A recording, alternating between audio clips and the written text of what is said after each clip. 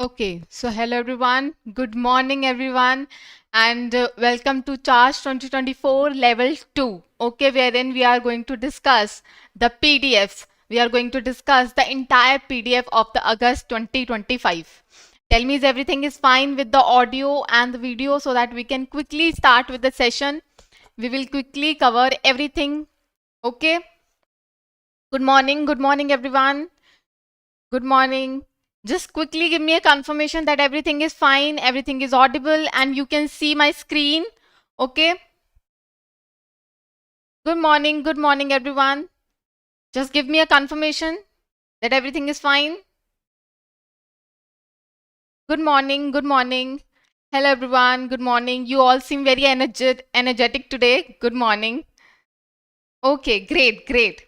Okay, so before we start, I must tell you a few things. Okay, so this is level 2. This is level 2 of Charge 2025. Charge 2025, wherein we are going to discuss the entire PDF of August 2025, wherein all the finance current affairs, including the RBI notifications, circulars, master directions, and SEBI's circulars and notification proposals and other news are included. Okay, so in this PDF, we have 4 weeks. Like you can see here, week 1. So we have 4 weeks. Okay, so we are going to discuss the first 2 weeks in the first half, right? Then we will take 5 to 10 minutes of break in order to just give a little bit of break and rest to you as well and rest to me as well. And then we will start again with week 3 and week 4. So within 3 hours, we are going to cover this entire PDF of August 2025. Okay. No, it's okay if you don't want to make notes. That's perfectly fine. I'm going to share this PDF with you on the Telegram. Okay, don't worry, you will get this annotated PDF with you. Okay, ठीक है? Okay, great. You will get the PDF on the Telegram, and the link of the Telegram is in the description below. Okay, so we are quickly starting with the today's PDF. So let's begin. So the first one is regarding the MPC. This was conducted on August 6 to 8, 2025. This is not that important for us to know, but we will quickly go through what is being happened so far. So because we have the latest MPC on 2nd October, we will read that. Okay, facts will be, we can say, continue to be same. Okay, so except these rates. So as of now, this was the 56th meeting. August MPC was 56th meeting chaired by RBI Governor, and the neutral stance was followed, and repo rate was set at 5.50%, and the real GDP that was projected by the RBI was 6.5%. CPI inflation for the 2025-2026 was projected at 3.1%. These were the key rates. What you have to remember is the policy rate that was kept at 5.50, which was earlier 6%. So 0.5 was reduced at this point of time. What is the band? Band is 4% plus minus 2%.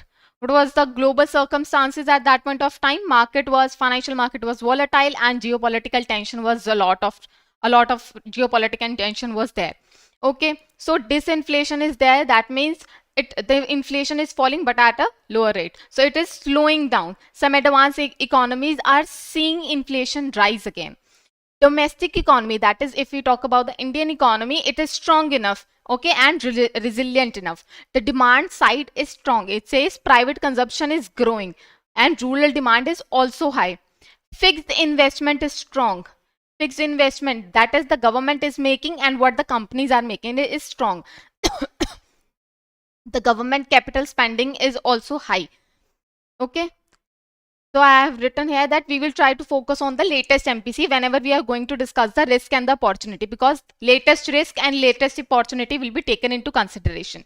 Okay, what else? The agriculture is improving. The monsoon is supporting the farmers, but now we have seen the monsoon is not very good. The floods and we can say all the such things are going to have a different viewpoint with regarding to the demand side and the supply side. So we are going to leave this. We are not going to cover this because latest MPC में हमें latest risk और opportunity पता चलेंगी. जैसे कि आपने agriculture वाले में देखा, you are like कि no, agriculture तो अभी इतना time पे सही नहीं चल रहा because a lot of floods have happened in the farming area. तो ये एक प्रॉब्लमेटिक सिचुएशन है, तो हम ये नहीं कवर करेंगे। आगे देखते हैं, GDP we covered for the financial year 27, it is first quarter of financial year 27 is 6.6%। ठीक है, तो फर्स्ट क्वार्टर फाइनेंशियल ईयर 27 का याद रखेंगे, दैट्स इट। सीपीआई इन्फ्लेशन, ये बहुत ही इंटरेस्टिंग पॉइंट था ये वाली एमपीसी में, it was that 77th month low है, 77 मंथ लो है, which we has reach to 2.1%। Food inflation भी नेगेटिव जा रही है, -0.2%। Core inflation is at 4.4%। ठीक है, रीजन क्या है लो इन्फ्लेशन के? गुड मॉनसून है, स्ट्रॉन्ग टैरिफ है, एडिक्वेट वाटर रिजर्व्स है, and comfortable food grain buffers है। Okay, CPI inflation for the first quarter of financial year 27, 4.9%. Nupur, no, I can't just quickly do the screen. Otherwise, you won't be able to see. Okay, zoom in करना पड़ेगा मुझे इस तरह से. Then you will not be able to see the screen. अगर इतने में screen नजर आ रही है तो आप मुझे बताइए.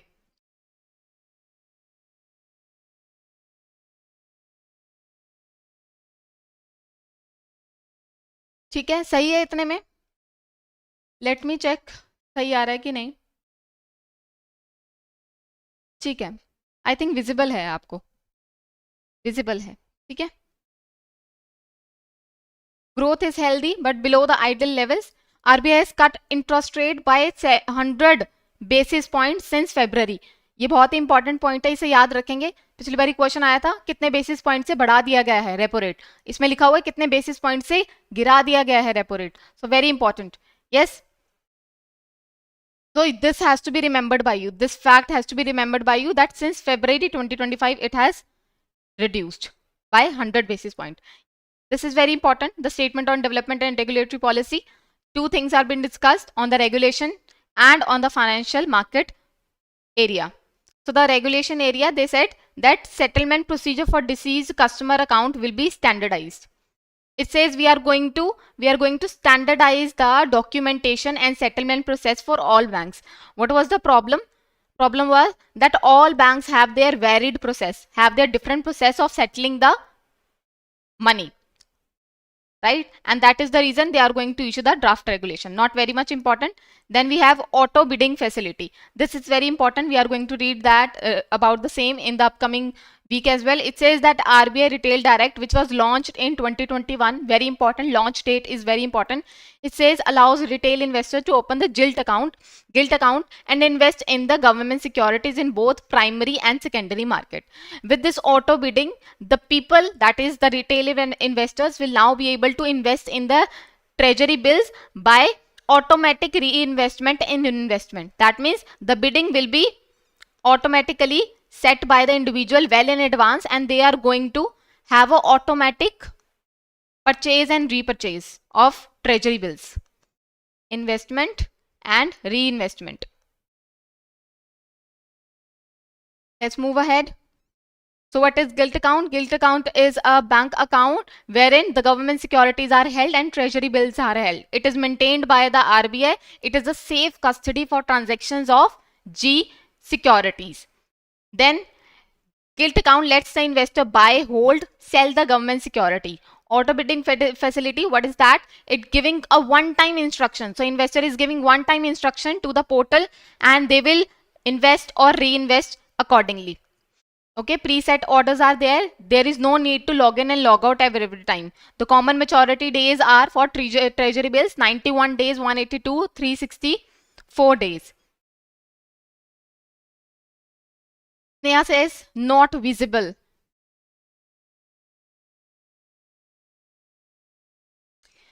What is not visible? Shreya, Sneha, tell me everything is fine with the visuals or not? Quickly.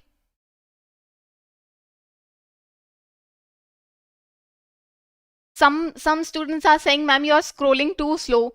Then some students are saying, ma'am, you are scrolling too fast. This way we are not able to cover this news in 3 hours. Okay, so catch up with me. Okay, we have to increase our speed. Okay, so RBI approved the AU Small Finance Bank to become a universal bank. So basically this is the first small finance bank which is converted into a small finance bank to a universal bank. So RBI gave an approval to AU Bank. Okay, with this, the AU Bank will be able to offer wide range of products like wealth management, insurance, and investment to various customers. So customer base will increase. Okay. So AU Finance के बारे में थोड़ा सा पढ़ लेते हैं. तो AU Finance was founded in 1996. It was founded by Sanjay Agarwal. So eligibility criteria, this is very important. What is the eligibility criteria for SFB to transfer into a universal bank? So first, they must have a schedule status and a track record of 5 years. It must be listed on the stock exchange. They must have a minimum net worth of 1000 crore. Very important. Then the CRAR must be appropriately managed and maintained by the small finance bank.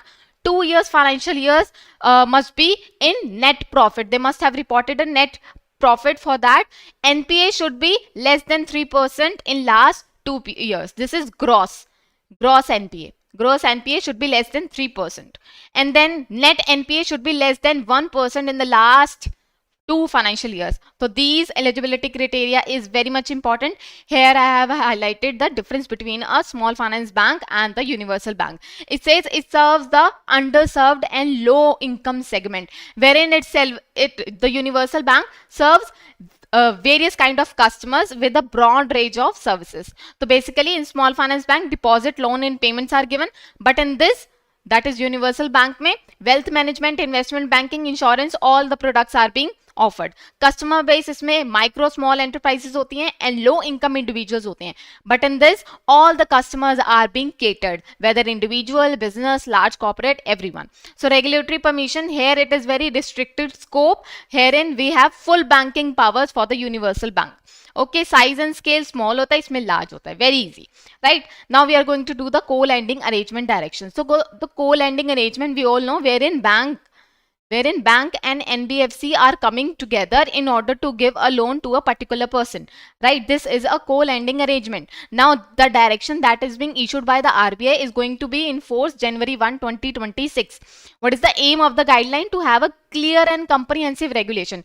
Earlier the regulations were not clear. Now they have cleared it, making a standardized operations for all the banks and NBFC, that how you are going to deal with such kind of partnership whenever you are giving a loan. So remember, the co-lending arrangement is always between the bank and the NBFC. It's not like NBFC and NBFC is coming together, or bank or banks are coming together. It's always a combination of bank and NBFC. Okay. So let's see the applicability. The commercial banks, All India Financial Bank, NBFC, including the housing finance companies, are going to be, we can say, the effective organization that is going to get affected by such directions. The guidelines, very important. The guidelines, किसके ऊपर guidelines apply नहीं होती, do not apply to multiple banking, consortium lending and syndication loans. When I was teaching you this co-lending, I particularly told you that what is the difference between a multiple lending, consortium lending and syndication lending. Okay, so in case you have any doubt, you will get to know about this here. Okay, very easy. Then we will come to the main fact. It says the minimum loan share. Each bank and NBFC involved in co-lending must keep at least 10% of every loan. Okay, that means whatever the bank or NBFC is participating in co-lending, they must have 10% of share of loan. Okay, so this minimum share must be remembered by you. यहाँ से question आ सकता है. They must have internal clear policies, whether it is bank or NBFC. Partnership agreement should select the borrower. Co-lenders must clearly explain how they are going to select the borrowers. Whether it is a bank, whether it is an NBFC, they have to satisfy themselves that who is a eligible borrower according to them. Co-lending must clearly disclose everything to the borrower through this key fact statement rules. हम सबको पता है what is key fact statement rule, wherein all the things related to loans are being written in simplified language. NBFC must deduct the unrealized profit from the regulatory capital. Okay, so that means the profit that is not earned by the NBFC yet. Okay, they have to reduce that profit from their regulatory capital like tier 1 or tier 2. They are going to blend the interest rate. Some interest rate will be charged by bank, some interest will be charged by NBFC. So they are going to blend their interest rate in order to show one interest rate to the borrower. Okay, that will cost the borrower for the loans, for the money. lender changes their interest rate and combined rate. Okay, so we get to know they will have their combined rate. Any extra fee that is going to charge is going to add together in the annual percentage rate. So annual percentage rate include all the cost related to the interest rate, cost related to any penalty, cost related to like processing of loan fee, any kind of fee, all such things are included in this APR. So that must be given to the individual. Both lenders must record their share in their loans within 15 days. Within 15 days, both bank and NBFC are going to record this lending in their books of account. Each and every lender must maintain a separate account. Okay, so bank and NBFC will have their separate account, but will have a combined escrow account. एक escrow account होगा जिसके through उनको money दी जाएगी. They will have a combined escrow account through which they will have different separate account for the recovery of money. The partner lender can rely on the KYC process. Suppose bank have done all the KYC of the individual. Now NBFC can rely on that. Credit information company and default loss guarantee in case of this co-lending. Okay, so each lender must report their portion of loans detailed to the CIC. The credit information company will get all the information from bank and NBFC regarding how the loan is actually working. Okay, so the originating lender may offer a default loss guarantee. Suppose bank is the one and NBFC is the one.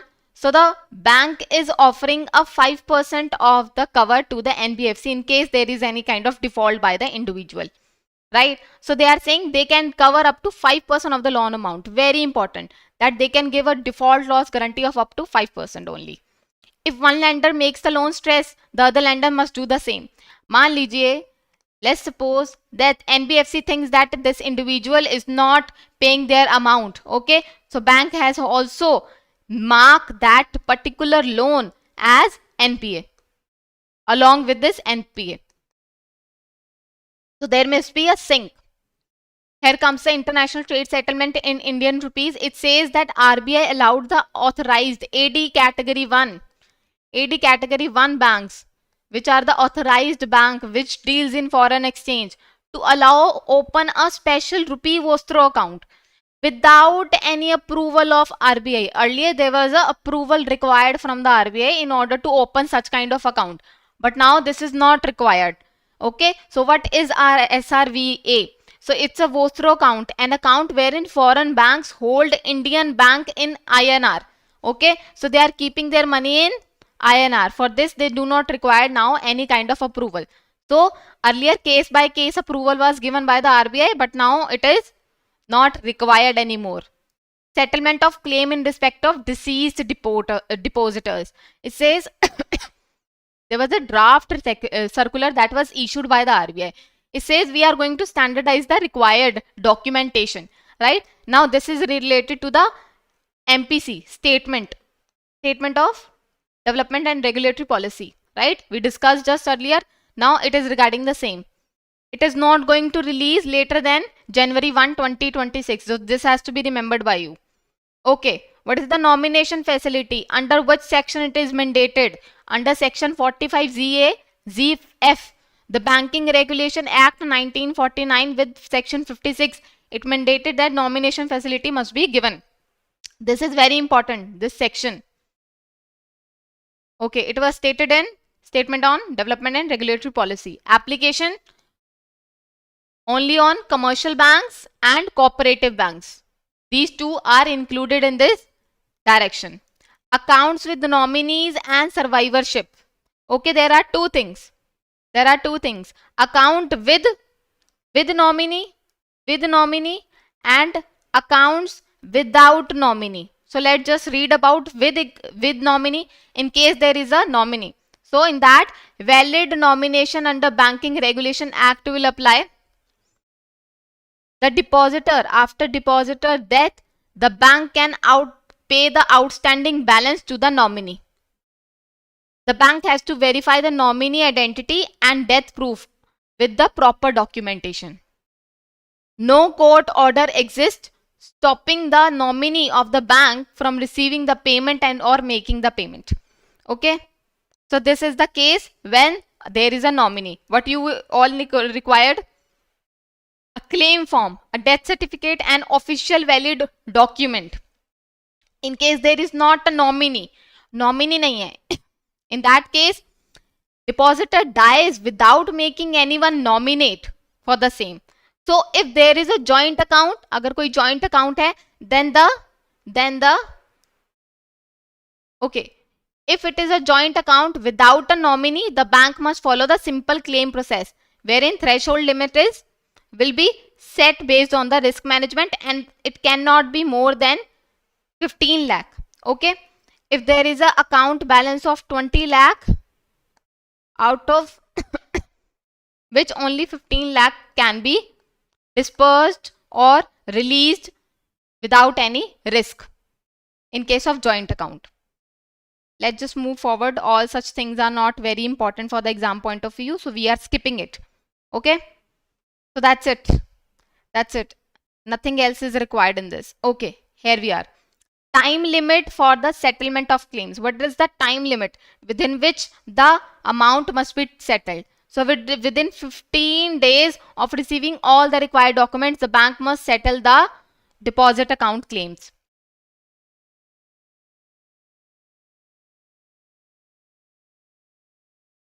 Cannot less than 15.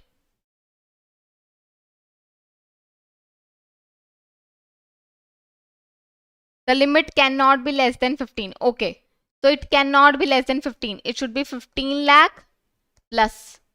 Sorry, let me make this correction. Okay, 15 lakh or plus. 15 lakh or plus. Everybody mark this change. Okay. Okay.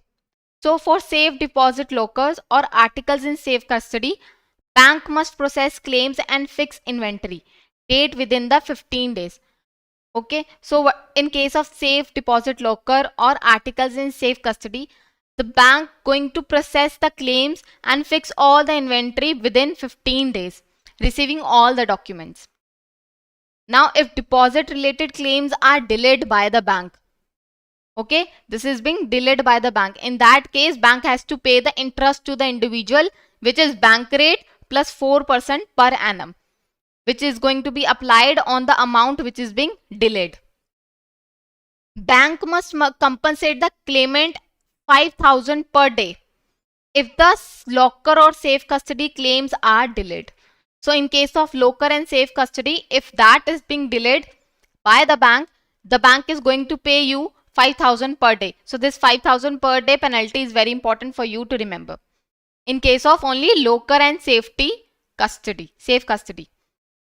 Compensation for delay in settlement of claim. You have claimed your amount, nominee have claimed the amount, now you are delaying it. The bank is delaying it. In that case, if the deposit related claim is delayed beyond 15 days, then the interest rate is bank rate plus 4% per annum.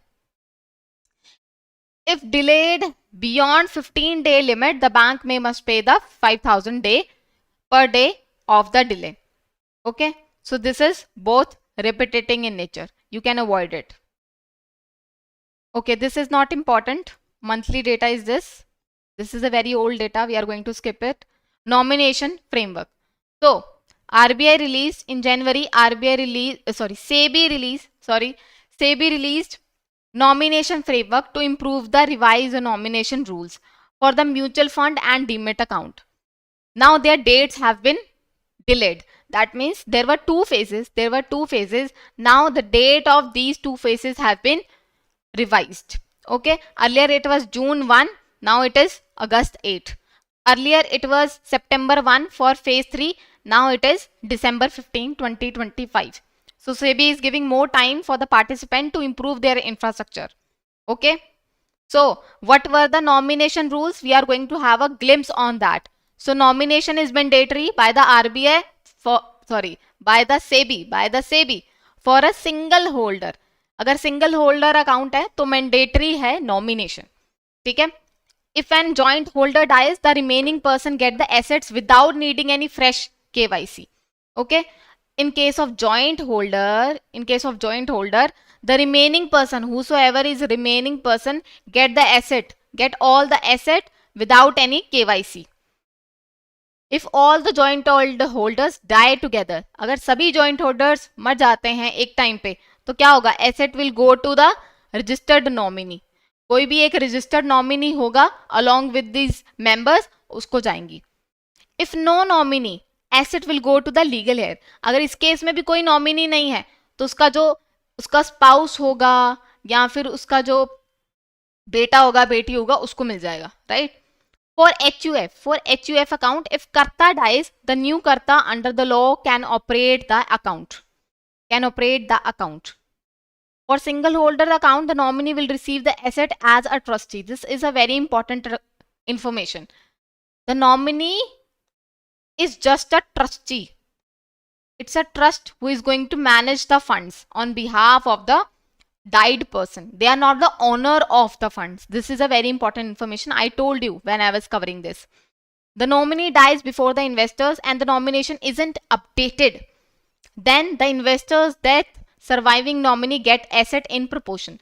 Let's say this person died and it says that there are 3 persons. Okay. Before he dies, he gave all the information that my asset must be distributed in the proportion of this in case I die. So this is how they are going to distribute it. In case there is no such proportion, then it will be equally divided among the members.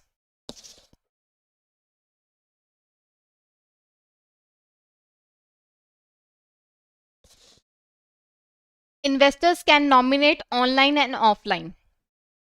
Okay, so both the procedures are being offered to the investors. Multiple nominee, in case of there is multiple nominee and there is no defined share, it will be divided equally. Nominee is a minor, then a guardian will be assigned in that case. If no nomination, asset go to the legal heirs as per the law or the will. Investor can be nominated up to 10 people.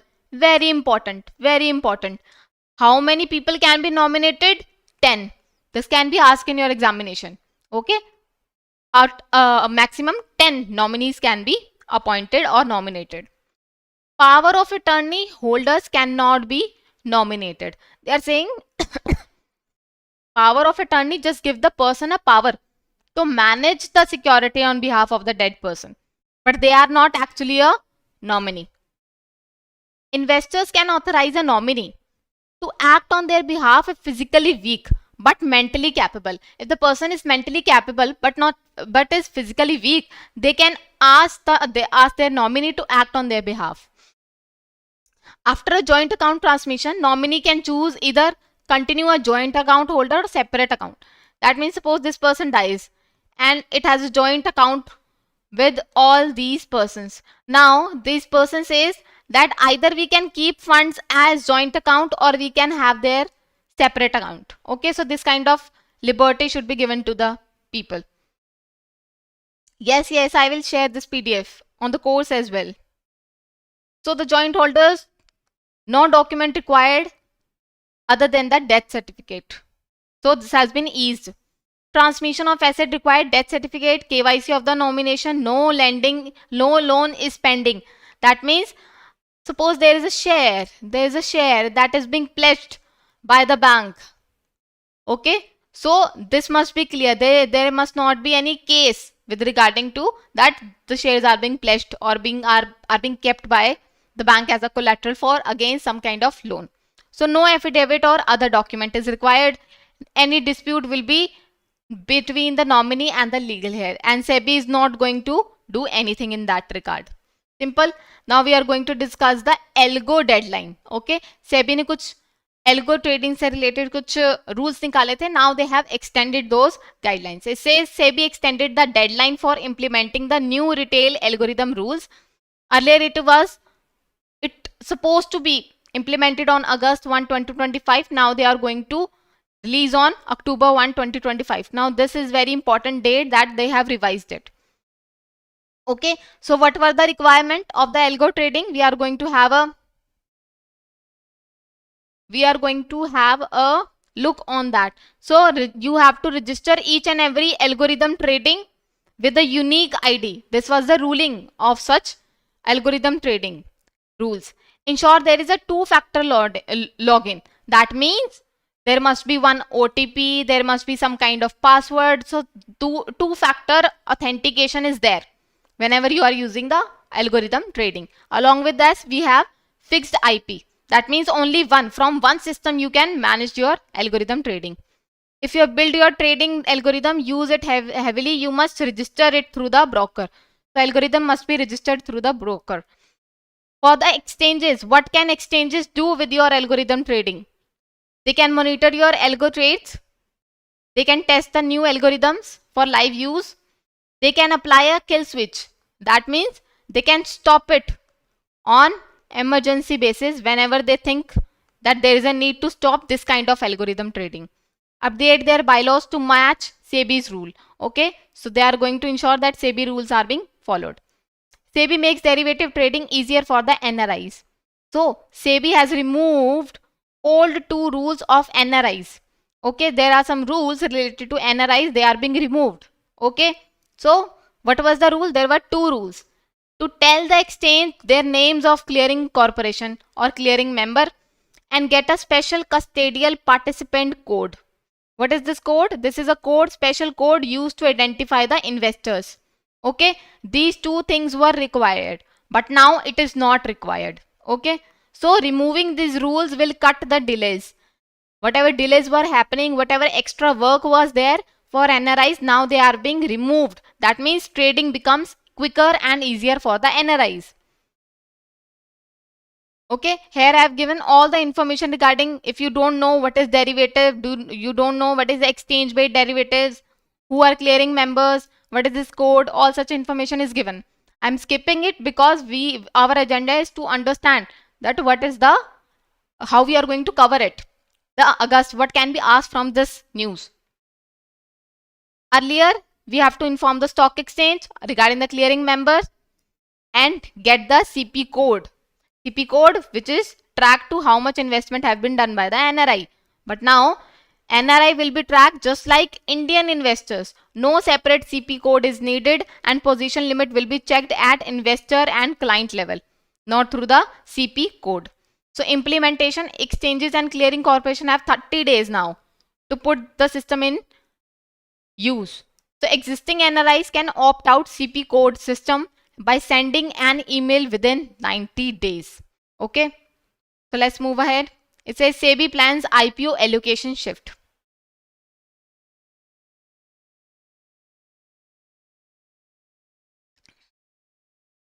SEBI proposed some changes to the allocation rules for large IPO. Now let's just understand. There is the IPO. We all know what is IPO, right? Whenever IPO happens, there is a very low participation from the retail investors. Okay, and there is a very large, we can say, participation by the large institutions.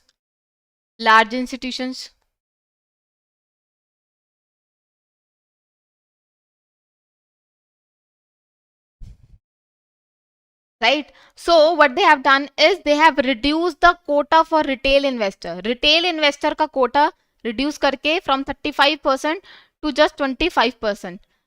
They have set it. And this have given more room for the large investors to invest. So they have increased the large institution quota for the IPO. So this has been changed.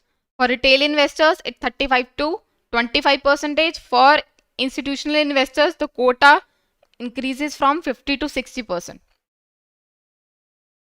Retail investor participation is flat. It's not improving from last 3 years. So they reduce the chunk, or we can say the quota of the retail investors. SEBI plans new rules for related party deals. Related party deals are the one like a company. There is a CEO, right? Now there is a brother. CEO का कोई brother है. Now they are holding some kind of company. So whatever transaction is happening between the CEO and his brother is a related party transaction within which are related to the same company. Okay. If there are too many related party deals, that gives an indication that there is something wrong. people are using their, or we can say routing their money within their own people. Okay, they are not moving the money to the real investors, to the stakeholders. So let's just understand. It says SEBI wants to change the rule that how big company deals their related party checks. So right now, if the deal is more than 1000 crore or more, then shareholders approval is required, right? So they are saying, what is the proposed limit? What they are proposing? That up to 20,000 crore, 10%, which is 10% of the turnover, new limit.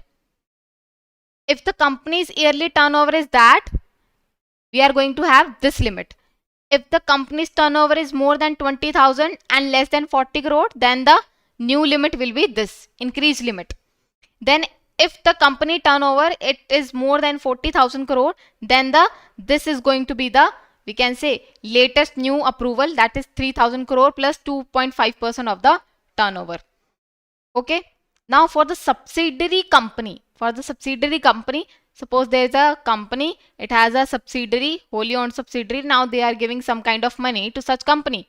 In that case, only big deals need approval. That means if a new company without 1 year of account, limit is 10% of the net worth certified by the CA. So if it is a new company, because new company needs more capital in the starting period, in the initial period, so they might be requiring more money. So in that case, they can approve such transaction from the CA in order to give money for the 1 month. Omnibus approval. They will also get, the big companies will also get omnibus approval. What is this omnibus approval? It says blanket approval. Suppose there is a lot of small transaction that is to be done with the individual company, right? Now this kind of transaction will get umbrella approval, or we can say blanket approval will be given to all such transaction at one single point of time. So we can say frequent approval is not required in this case. SEBI expands the strategic investors in REITs and InvITs.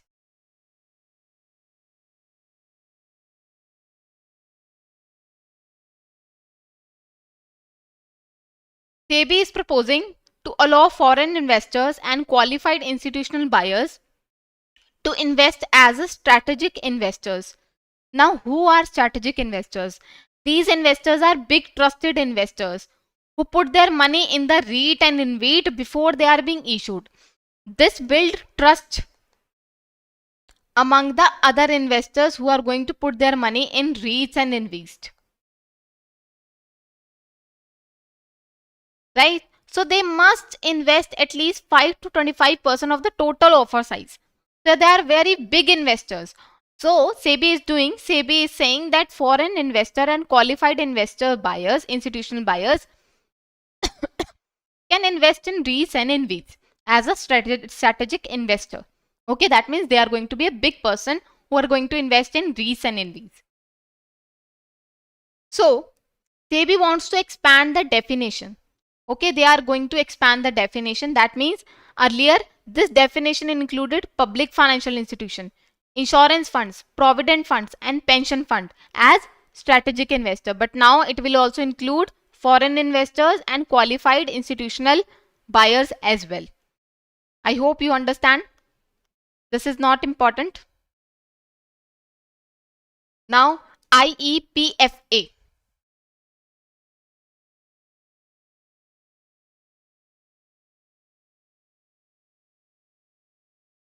Okay, Somya says, ma'am, these news are new.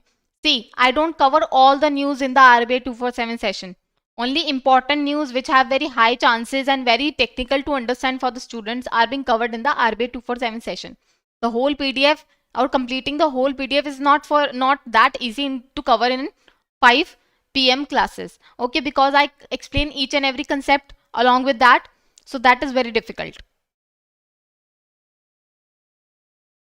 Okay. It's okay, you're going to get this one. Okay, so IEPFA launched the Saksham Niveshak. This is very important. The Saksham Niveshak, anything can be asked in this. So who invested? Who launched this? Investor Education and Protection Fund launched the Saksham Niveshak, which is a 100-day national campaign.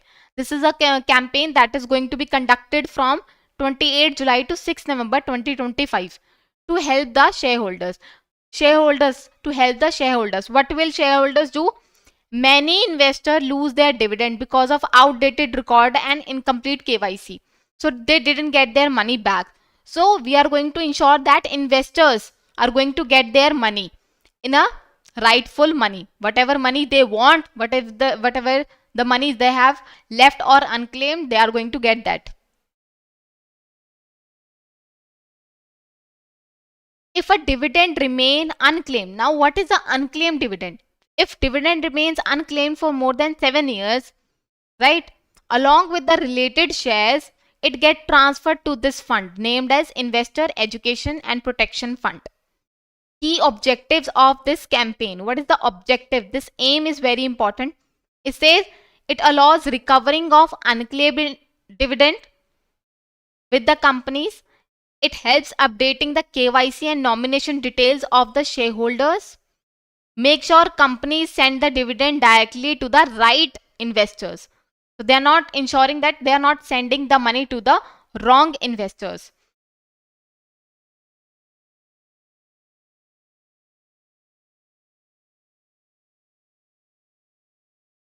Other awareness programs that are being launched, or we can say run by the IEPFA. It says Niveshak Didi, wherein women are being, we can say, financially aware or financially literated by the dark women.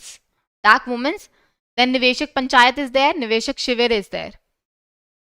Niveshak Didi, wherein educate the women investors. Allow the women to be financially aware and confident enough. Niveshak Panchayat, wherein community-based awareness drive is happening.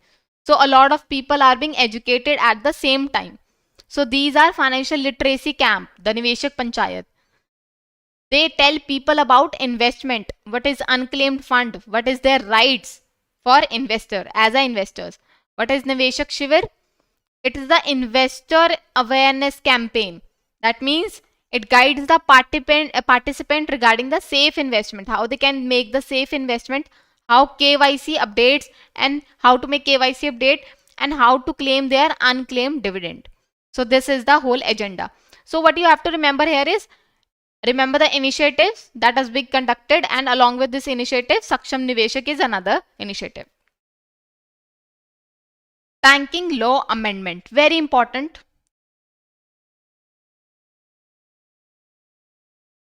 Banking law amendment have major 4 changes. You have to remember it at any cost. Okay. So banking laws were amended in 2025. Okay. This was passed by Lok Sabha in December 2024 and by Rajya Sabha in March 2025. Why they were passed? What was the agenda? To enhance the banking governance, so that banking governance can be enhanced. To improve the audit transparency. Okay. We will read the regulations, but this is the agenda. Strengthen the depositor protection. Bring the cooperative banks in a stronger regulatory framework. Align the outdated threshold and practices with the current economic realities. Now, what were the revised amendments? It says we are going to revise the substantial interest, okay, from 5 lakh to 2 crore. So remember this, substantial interest now becomes 2 crore. That means if a person have invested 2 crore or more in a particular company, that means they have a substantial interest in the particular company, which may bring a lot of conflict of interest. That is the reason we need to identify such persons. Substantial interest, a financial stake of a director or officer in a related firm. Okay. So they have a substantial interest. Now their amount have been revised.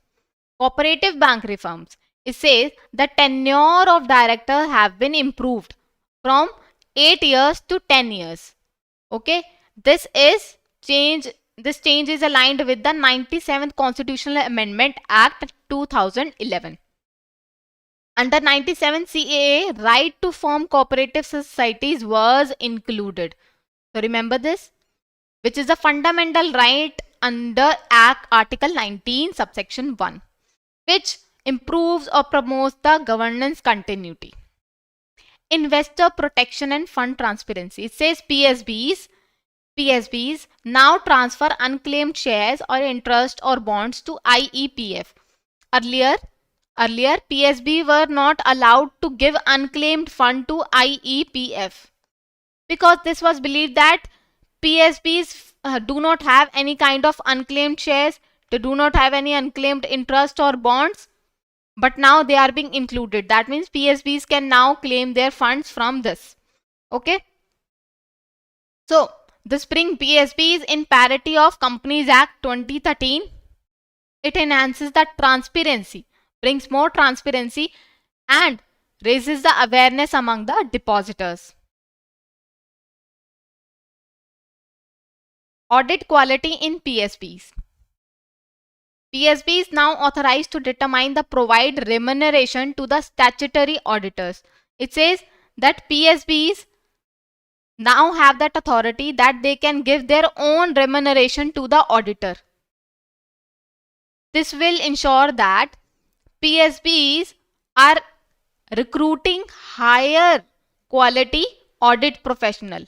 So they are paying extra money to get high professional, high quality audit professional. This will improve the audit system as well and audit standard as well, which will promote again financial transparency. NPA in agriculture sector. Bad loans in agriculture sector remain high in the first quarter of financial year 26. So financial year 26 first quarter, we get to know that agriculture loans were not doing good. This is a trend that you have to remember. Agriculture loans in the starting of financial year 26 were not performing good. The NPA ratio reached 6.2% in September 2024.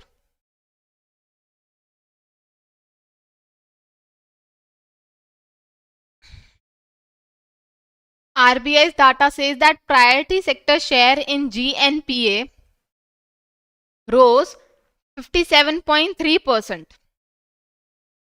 from 51.1% in March 2023, with agriculture default leading.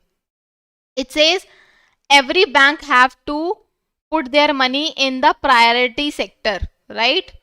So from that, how much GNPA is being rose to? GNPA have been rose to 57.3%. Earlier it was 51.1%. So this has to be remembered by you. New national policy on cooperative proposes Apex Bank. So what they are doing, that cooperative banks have three categories. First is primary agriculture credit societies, which is at village level, then district central cooperative banks, which is at district level, and then state cooperative banks, which are at state level. All these are working at different levels. They are not being synced together. इनमें coordination नहीं है. There is no coordination between these three cooperative banks, and hence we need one apex bank, apex body that is going to regulate and ensure coordination among these three. So this is just a proposal. Who made this proposal? The new national policy on cooperative banks proposes that we need to create one apex national bank that will improve coordination among three different level of cooperative society. So cooperative banks play a big role in rural credit delivery, but there are challenges. They are currently facing with the challenges like there is low deposit, the capacity gaps are a lot of there, and lack of professionalism is there in the management in the cooperative societies. So we need to improve the coordination. So what is the task force? This ensures that this addresses the long-term credit issue. We need to boost the deposit for these cooperative society, suggest the reforms for the cooperative credit. And land development banks must be also, reform must be suggested for these as well. So what is the scale of cooperative banks? More than 8 lakh cooperative banks we have currently in India. About 2 lakh are for the credit and 6 lakh are for the non-credit cooperatives like housing, dairy, sugar, fisheries and textile.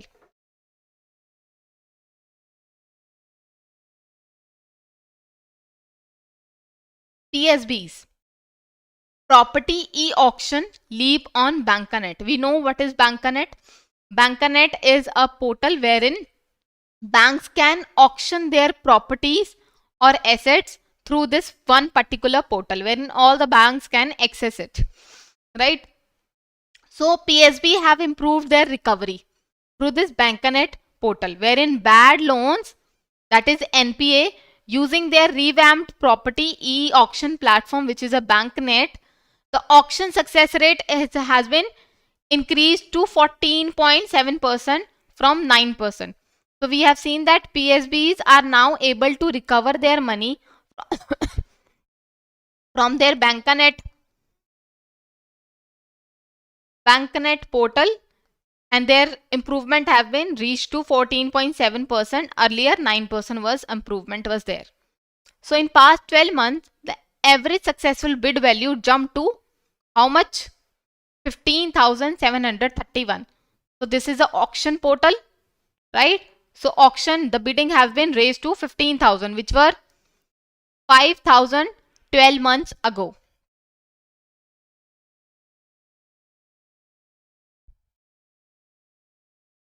Now there is some information regarding the Bankanet. Bankanet becomes operational in most public sector banks from July 1, 2024, which was formally launched in January 2025. This is a basic information that can be asked in the examination. Yes, you will get the marked one. You will get the marked one, don't worry. The earlier property e-auction portal, which was eBikre, was introduced in February 2019. Okay. So this coverage, how much coverage is there? All 12 PSBs and the IBBI use the Bankanet for selling the seized property. Result, what is the result? From July 2024 to June 2025, this many auctions were held with itne successful one. Okay, so this much 1 lakh, about 1 lakh auctions were held and 18,000 were successful one.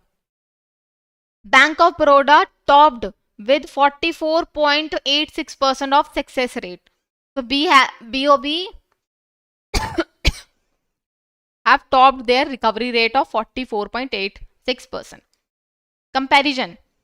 Earlier, the eBikre portal, which was launched in 19, have limited transparency.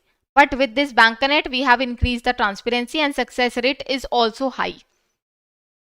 What is the future thing? Now we are going to further accelerate the non-performing asset recovery Bankanet success in upcoming period.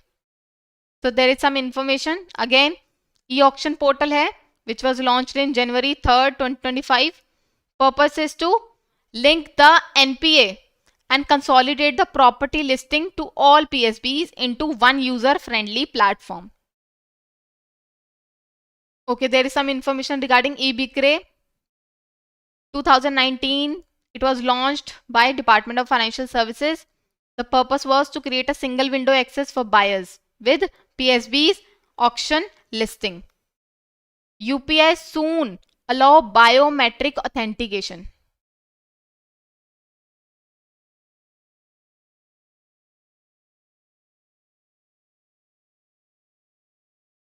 What happened? You are not able to see the screen?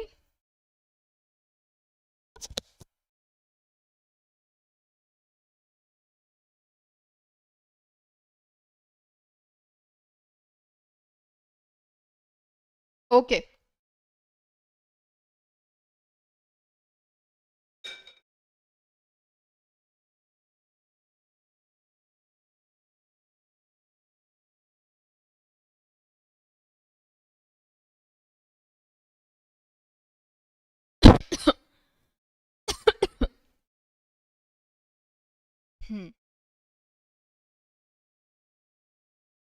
Okay. Okay, I'll keep this in middle. Let me check the setting.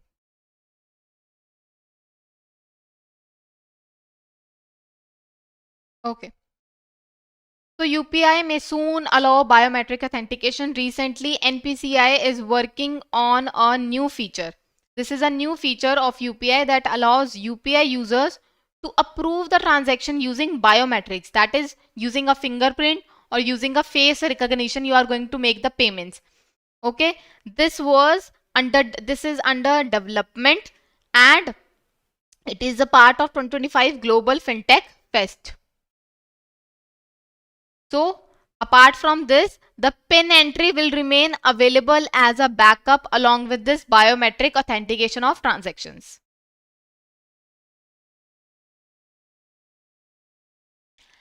PSBs collect this much rupees in minimum balance penalty.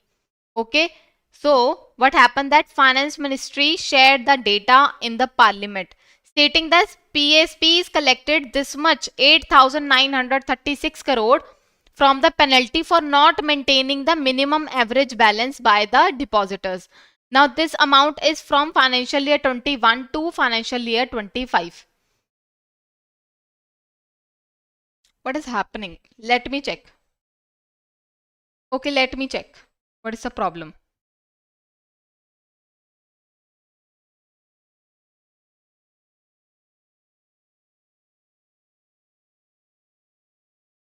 Okay, wait. Let me check.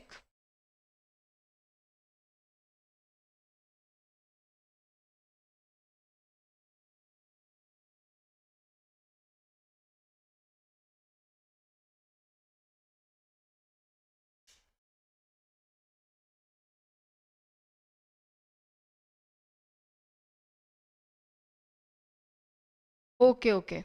I got your point. I got what is the problem. ठीक है समझ गई मैं समझ गई.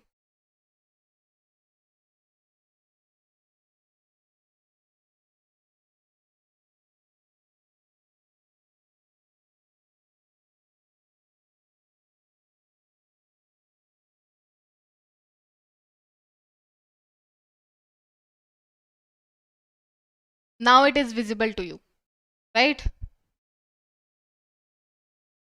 All right, I'll keep it here. I'll ensure that you are able to see the screen. I'll open it here.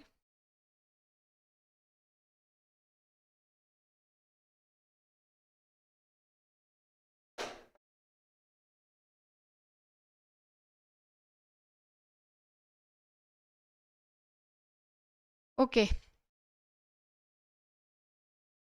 So we are going to cover this. So we read about it. So they said that minimum balance account is was not maintained by the depositors, and now the PSBs have charged a lot of money. This was around 8,000 crore. Right now, this 8,000 crore was collected by PSBs in last 5 years from financial year 21 to financial year 25. Right? We are going to see the data here. It says Indian Bank have charged a lot of money. It was the largest bank that have maintained, we can say, non-maintenance collection they have made. Okay. And then Indian Overseas Bank is the smallest one, which has collected the penalty for not maintaining the collections. Okay, so in last 5 years, Indian Bank, Punjab National Bank, Bank of Baroda have charged a lot of money. Why they are being charged? They are being charged for failing to maintain a monthly minimum balance. What is the certain category of accounts which are exempted from such penalty? Like Pradhan Mantri Jan Dhan accounts, we all know there is a zero balance account. Basic saving bank deposit account, they are also being exempted. Salary account is also being exempted from such penalty, and other special categories of account such as current account. Okay, they are not being penalized for not maintaining the minimum balance, right? So this is very important. You must have such awareness. So what is the trend? What is the trend in collection? Okay, So we have witnessed a lot of increase, huge increase in the penalty that is being raised from financial year 21 to 25. So it was around 1000 crore, which has reached to 2176 crore in financial year 25.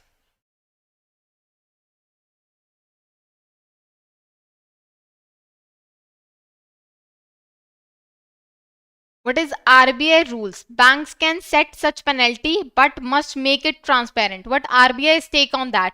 Because that is hampering the customers, right? Now RBI says that there is no such ruling that they cannot charge this much or this much penalty, but they have to ensure that they are making it transparent with the customers and they are not playing anything smartly with the customers. Corporate shift from bank loans to bond and commercial papers. It says SBI research shows that the companies are borrowing less from corporate bonds and commercial papers. Last year, the banks borrowed a lot of money from the bonds and the commercial paper, but now this trend has been changed. So bank credit share in corporate funding fell from 44.6% to 31.3%, which has been further expected to be reduced 22%. तो आप ये वाला data याद रखेंगे सिर्फ कि कितना हो गया, फंड रेजिंग कम हो गया है बैंक्स के क्रेडिट का, that is 44.6%.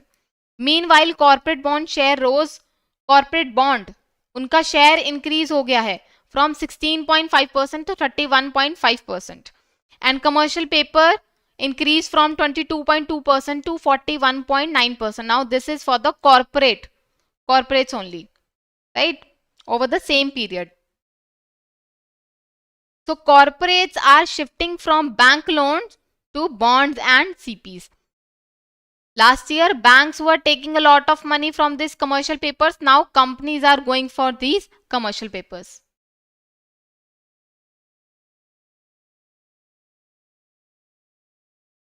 Panel suggests more IFSC beyond the gift city. We have currently in India 3 IFSCs are there, okay, in India. But what a panel suggests, that is the Standing Committee on Finance, suggests that we need more IFSC like that we have in gift city. ठीक है, gift city जैसा हमें एक और क्या चाहिए, IFSC चाहिए. So it says that Standing Committee on Finance has recommended government to explore the region specific model, which is IFSCs in major metro cities alongside gift city. So new center could be satellite financial zones and fintech hubs. Gift IFSC, which is being placed in Gandhinagar, is the only IFSC in India. Currently in India we have Mumbai. Mumbai mein we have financial capital of India, gift city, which is placed in Gujarat, and then New Delhi mein we have policy and development financial hub.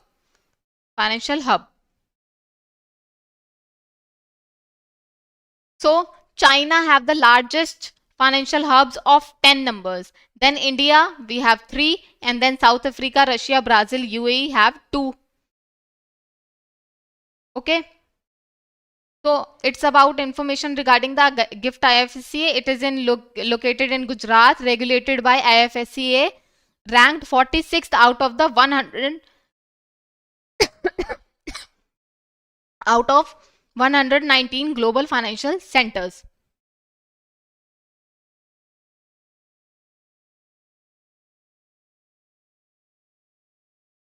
Okay, this is not important. We are skipping it. So IPPB launches Aadhaar based face authentication. It says India Post Payment Bank introduced the Aadhaar based face authentication, wherein customers can now use facial recognition or instead of fingerprints or OTPs in order to make digital banking. So the service is available for account opening, bank balance, fund transfer or utility payment. For all these services now they need just face recognition. So IPPB serves over 11 crore customers across 5.57 lakh. So see how much reach is there for the IPPB, right? And the implementation, IPP plans to roll out this feature across 1.65 lakh post offices, right, through the 3 lakh postal workers. So they are going to ensure that each and every customers know about this facility. So what is the technology that they are using? They are being developed under UIDAI framework, ensuring that it is secure and Aadhaar based authentication. Okay, so the technology is very much secured. Then we have DII now own more than FPI. Okay, so it says domestic institutional investors now record how much? 17.82% of the Indian stock market. Okay, so domestic institutional investors are increasingly participating in the stock market rather than a FPI.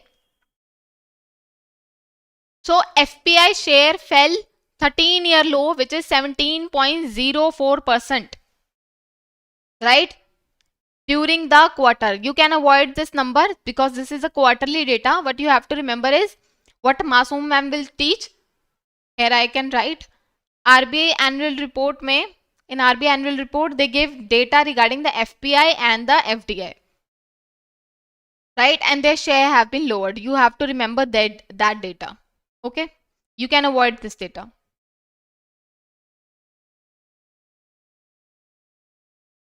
0.1% guarantee fee for NABARD. Okay, so it says that we have lowered the guarantee fee for NABARD. Who said this? Finance Minister said this. They said that we are going to lower the guarantee fee. See, government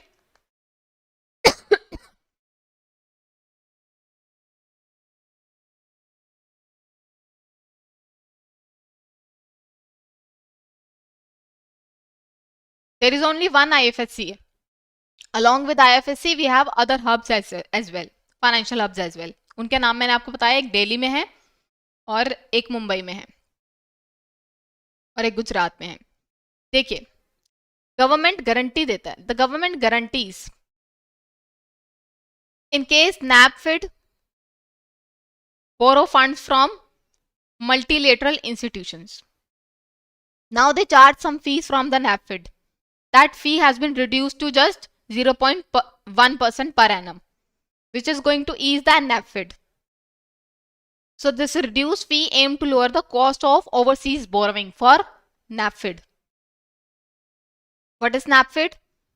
NABARD is the DFI, Development Finance Institution, which was up in 2021, giving long-term loans for big infrastructure projects.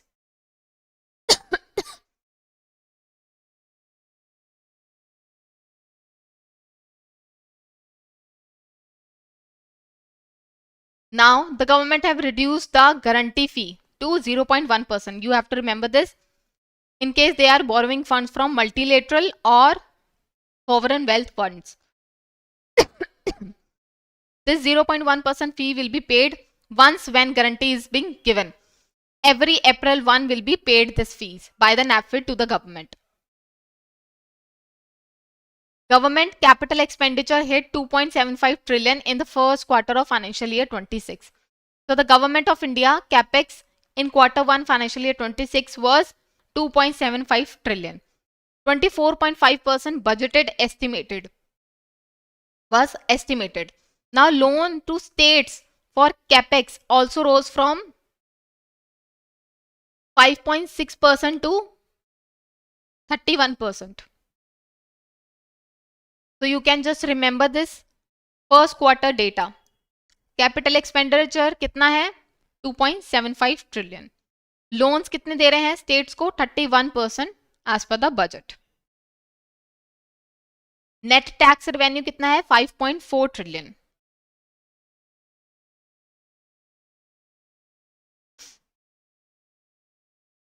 Okay, you can skip this data. This is not that much important. So we are done with week 1. Now we are going to cover the week 2.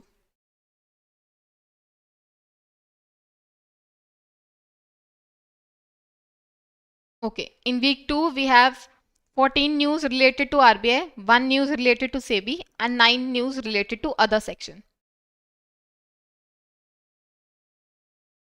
Okay. Recently, there was an internal working group which was being chaired by the Poonam Gupta to review the existing liquidity management framework. So, how's the liquidity management framework is working? Do we need to bring some changes? That was discussed in this group. This was set up in order to assess the effectiveness of the existing liquidity management framework.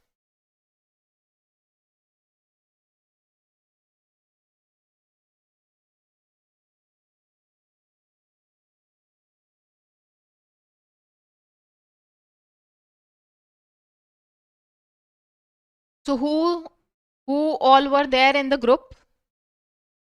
The committee was chaired by Poonam Gupta. This liquidity management framework committee was managed by Poonam Gupta. Who all are other were the members? These were the members. How many members were there? 1, 2, 3, 4, 5, 6, 7. 7 members were there. Okay. So they say that the current LMF has been improved continuously for last 20 years. So we are using LMF for last 20 years. This must be remembered. The current LMF started in February 2020. And it has been over 5 years that we haven't revised anything. So we need to revise it. This period gave RBI some useful lessons because a lot of changes were there. COVID-19 was there, Ukraine war was there, global monetary policy tightening was there. So all such changes have urged the RBI to change their LMF. Okay. There is a lot of domestic structural changes that is happening. So there is a rise in digital payment. Payments are now 24/7. Just in time release is being made by the centrally sponsored scheme. Just in time means that central government is releasing the money to state whenever it is required. Because all these RBI formed, because of all these changes, the RBI formed this group. What they decided? They decided various things. The first thing was WACR. They said, do we need to close this WACR, which is the overnight lending market rate where banks borrow and lend money to each other without any collateral. So this is the rate which shows rate without any collateral. Right? So it's an average interest rate at which banks lend to each other. So what was the issue? Issue says that now the size of call money has been reduced in WACR. So should we continue with WACR or not? Okay. So what was the final recommendation? It says we can continue with the WACR because there are some things that we need to consider. Okay. What was the things? It says it is a liquidity and interest rate. It shows RBI stance regarding liquidity and interest rate very clearly. Okay, this is one change. Then RBI, this shows the true credit risk without any collateral. Then RBI, being only supplier of the reserves, can control this rate easily. So we need to keep WACR. And WACR is a rate that is being affected by loans, deposit, T-bills, CP, CD and G-Secs. So we need to have WACR. We cannot remove this WACR. Okay. So even if there is a low participation, in WACR, we are going to continue with this. Corridor system. The liquidity adjustment facility works under a corridor system, wherein we have repo rate, then we have MSF, then we have SDF. Okay. There is we can say here is the number line, right? Now this is a corridor. If it is wider, then trade will be more actively. That means rates become more volatile. If this becomes wider, there will be larger room or space for rates to be volatile, which is very risky. So we cannot increase this corridor. हम इस corridor को और बड़ा नहीं कर सकते. If we keep this corridor narrower, that means it is very small. So we are more likely to lose. We are more likely to lose or maintain the repo rate. Right? Repo rate नहीं maintain कर पाएंगे. इसलिए they are saying the final recommendation is this, that we are going to keep the MSF and SDF 25 basis point away from the repo rate. So the corridor will remain same. Operational toolkit. RBI mainly uses 14 VRR, reverse repo rate auction. But banks do not use this VRR auction because it is very difficult for them to predict their liquidity in next 2 weeks. So the group asked question, do we need to continue with this 14 VRR, 14-day VRR? So what was the recommendation? That stop using 14-day VRR. We should go for 7-day VRR. The RBI can still use the 14-day VRR, but they need to send a notice 1 day ago before using 14-day VRR. RBI can still announce and conduct the operation on the same day. Variable rate auction is preferred by the group. They are saying 14-day RBI can also conduct longer term repo rate operations using variable rate auction. So they are saying they can go for long term as well, where in open market operation, long term VRR, foreign swap auctions are there, and we do not need to change anything in these long term variable rate auctions. Then they ask question regarding the standalone primary dealers. Now standalone primary dealers depend upon overnight money market. Okay, they need funds. So they took money in the overnight basis. 75% of the total call money borrowings are being done by the SPDs only. So March 26, 2025 RBI allowed SPDs to join all repo operation except MSF. So SPDs are allowed to take part in all repo transaction in order to get more funds. They have more, we can say, routes to get funds along with this overnight money market, but they will not be allowed under MSF. Averaging reserve requirement. Okay, so all the banks must keep the average of CRR at all time. Now they say, do we need to reduce this 90% of average to 80%? So they said, no, there is no requirement. Currently the banks are having a CRR of more than 95% on an average basis, right? So group recommended that keeping the daily minimum 90% of CRR is fine to us.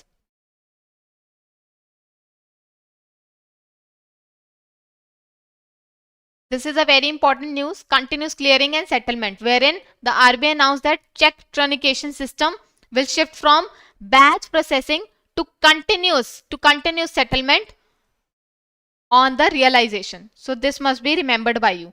This will be done in 2 phases. That is, first will be from October 4, 2024 and second phase will be from January 3rd, 2026.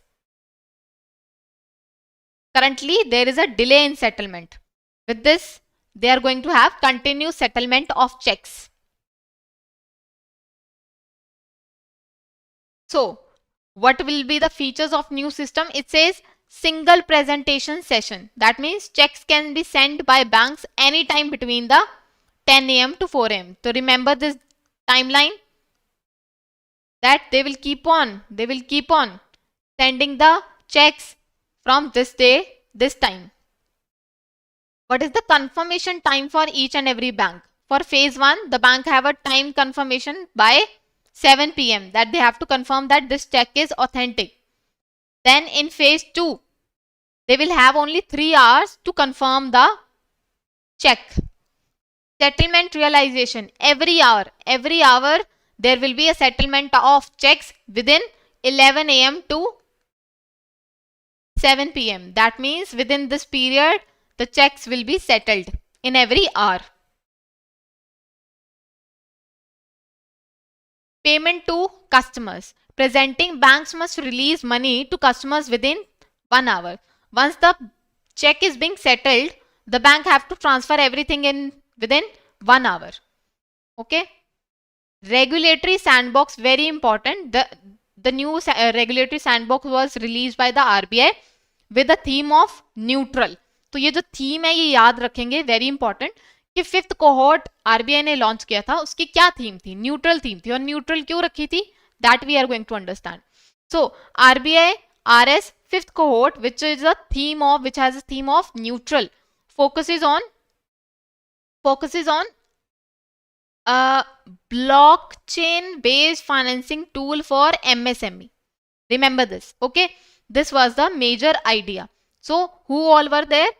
Out of 5 entities, one solution developed by IBDIC, which is Indian Banking Digital Infrastructure Company, which partnered with banks like ICICI, HDFC, Yes Bank, Aditya Birla, was found successful.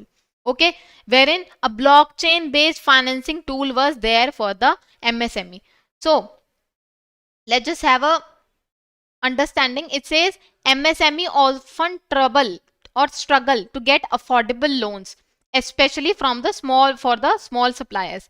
But this new system will allow blockchain tokens to link the supplier invoices with the finances.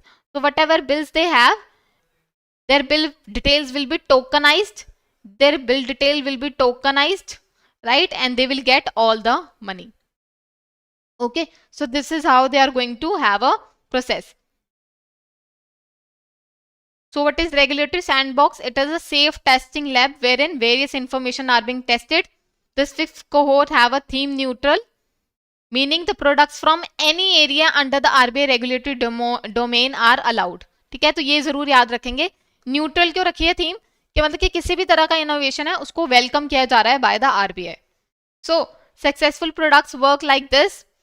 A supplier gives an invoice to the buyer. The invoice is converted into a token, blockchain token. Then token is transferred digitally from buyer to seller to lender. And then the loan is being verified against the token. You have to remember this much only about it. Investment in GSEC through CSRVA. It says RBI allowed person resident outside India to invest their surplus rupee in the central government security, including the treasury bills. That means the persons who are living outside India, they can invest in government securities. Okay, the RBI has allowed them. So these persons hold what? This account, wherein the Indian money is being kept by them. So this step will make trading in rupees much more easier and useful for the foreign exporters. So now they can invest their rupee in safe Indian securities, which is government securities. Okay, investment via foreign accessible route. Fully accessible route. Fully accessible route allows the individual to invest in a particular kind of security without any limit. So there is no limit. So this has been provided to such, we can say PROIs, without any investment limit. If foreign exporter holding in special vostro account in FAR, their investment will be treated just like a foreign portfolio investor. If they invest in government securities, other government securities, the securities still have investment limit for FPI. So their investment will be counted within the general FPI quota if they are investing other than GSEC.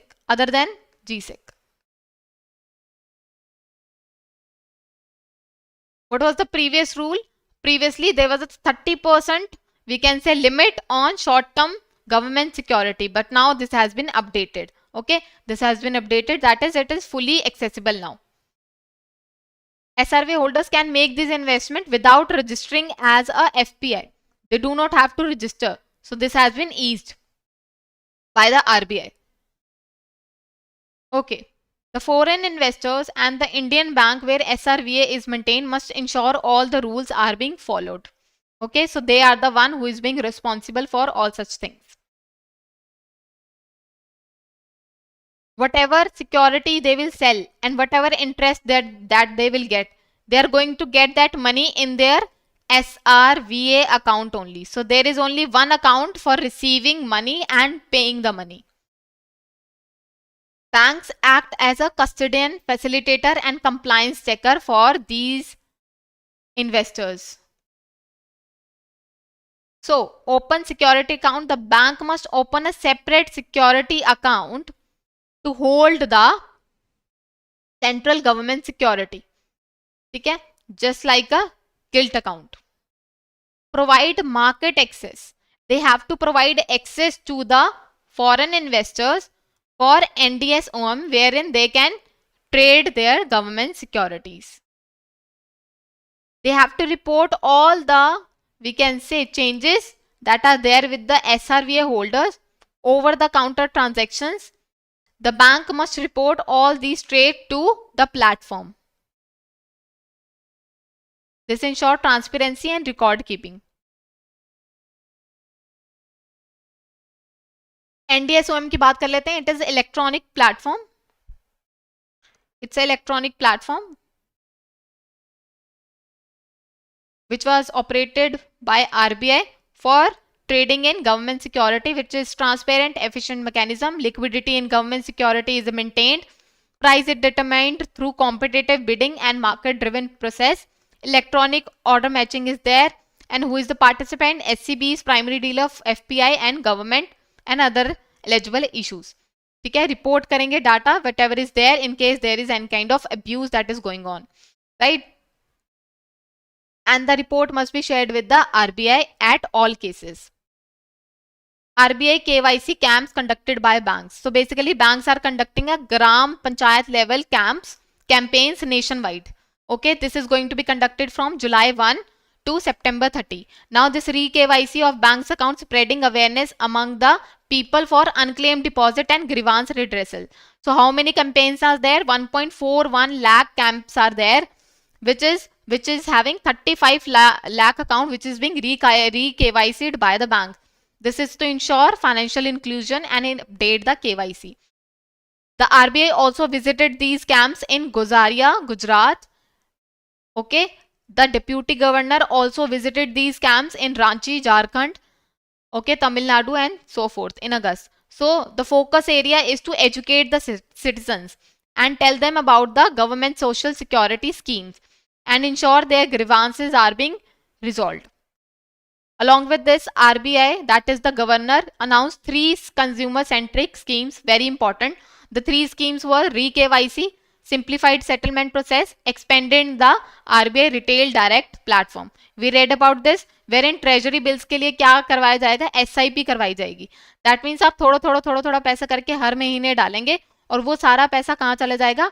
Treasury bills में चला जाएगा. ठीक है, तो SIP जैसे mutual fund में होती है वैसे ही ट्रेजरी बिल्स के लिए भी SIP करवाई जा रही है. ठीक है, तो एक तो ये स्कीम हो गई और हो गई simplified settlement process, wherein settlement कैसी होगी? सिंप्लीफाइड तरीके से होगी, स्टैंडर्ड तरीके से होगी by all the banks. And re KYC door step क्या होगा कि बैंक्स जाएंगे कस्टमर्स के पास कि आप अपना री-KYC करवाइए instead of customers are going to the bank. ठीक है, तो इससे क्या होगा? फाइनेंशियल इंक्लूजन होगा, एक्सेसिबिलिटी और सिंपल ट्रांसपेरेंट प्रोसेस होगी. The re-KYC camp are going to be started from July 1 30th September 2025 and this is the panchayat level camps that are there. Okay, this is being aligned with the 10th anniversary of the Pradhan Mantri Jan Dhan Yojana. Remember this, that there is a 10th anniversary that is going on with the Pradhan Mantri Jan Dhan Yojana.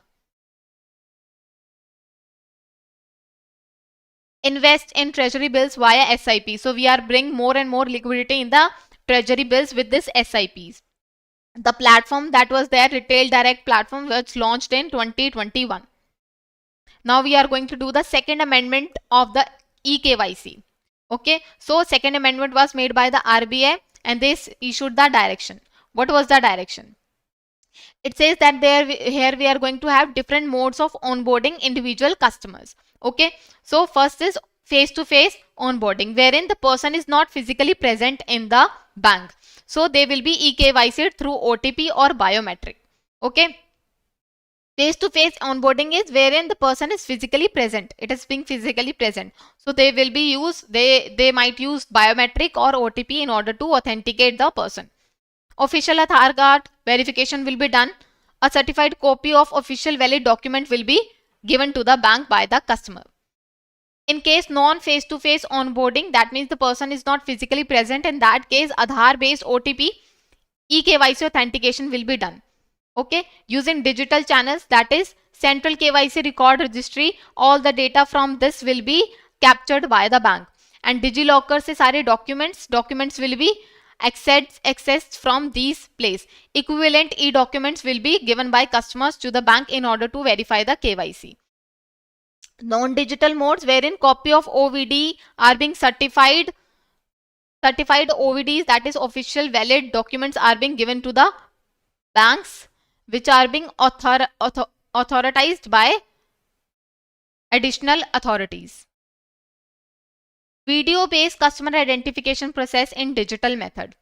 It says that it is a facial recognition method wherein the customer due diligence is being done. It checks the liveliness of the person. It is a very secure and consent based audio visual interaction wherein the bank officer and the person do the KYC.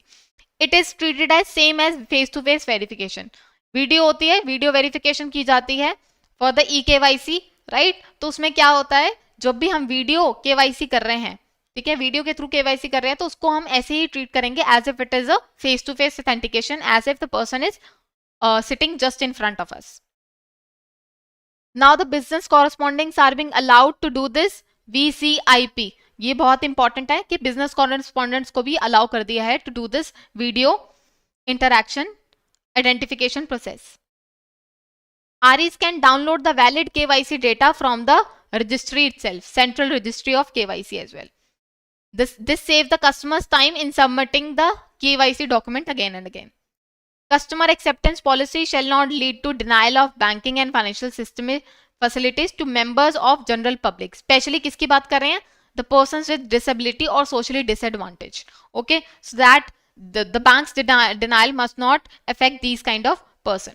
Customer identification process is that the person who are making transaction of 50,000 or more, there is a need to do a customer due diligence by a third party or by the RE. This is a very important information. Remember this. The RE can rely on the third party and central KYC registry for the same. They can access the data immediately regarding the customers from this. The eKYC authentication, that is biometric based eKYC, including Aadhaar face authentication, can be done by the bank officials, corresponding and facilitators. Okay, so eKYC can be done through Aadhaar face authentication. Regulated entity must have a clear workflow. That means clear process must be there whenever they are doing KYC through the VCIP. A standard operating procedure must be there. The liveliness check should not exclude the people of special need. Okay, जो special need है उनके लिए operational बनाएंगे हम अपने rules.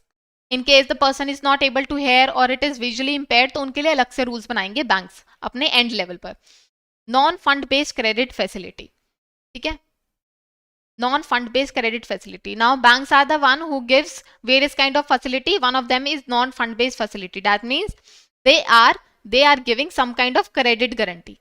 So this is not creating immediate liability on the bank. Okay, this is just a kind of guarantee that they are giving for any kind of company, right? So उसके लिए क्या दिया है, RBI ने कुछ guidelines issue करी हैं. Now these guidelines are being forced in going to be effective from April 1, 2026.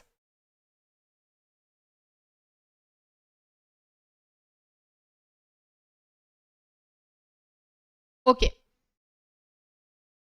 Applicability क्या है? Commercial banks, urban, rural, cooperative banks, AIFIs, all NBFCs, including HFCs are the one. This direction do not apply to direct derivative exposures of REs like forward and swaps. In case banks are investing in forward or swaps, this kind of things are not included in this direction. Normally, REs can issue the non-fund based facility only for customers who are regular. जो से customer आपके पास regular हैं, सिर्फ उनको आप non fund based facility देते हैं, उनके लिए आप गारंटी देते हैं. जो कस्टमर्स आपके लिए नए हैं, you are not going to provide any kind of guarantee for them. Okay, the customers who are new, you are not going to provide any non-fund facility for them because we have to check the credit worthiness of that person in order to give the guarantee to that, right? So what is the exception in that case? We are not going to follow the derivatives investment that is being done by the bank. We are not going to go for partial credit enhancement. We are not going to go for counter guarantee wherein the RE is already stand behind, risk is shared. Okay, that means one RE is already being supported. Okay, no other loans anywhere. That means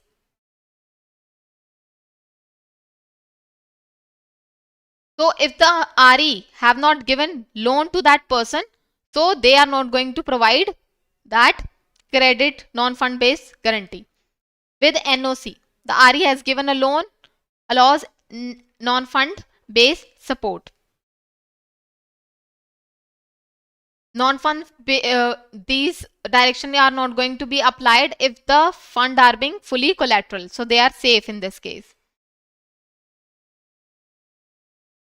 What are the rules for guarantees? The total value of guarantee issued at any time cannot exceed 5% of the total assets. Okay? How much guarantee is being given by the bank? Should not exceed 5%. Very important. Now, they must bring their guarantee within the allowed limit by April 1, 2027. In case their limit is more than 5%, they have to bring it back to 5% by April 1, 2027. Now, once the bank have given the guarantee, irrevocable, unconditional and unconvertible. That means the bank cannot take their steps back once the guarantee is being given to the investors.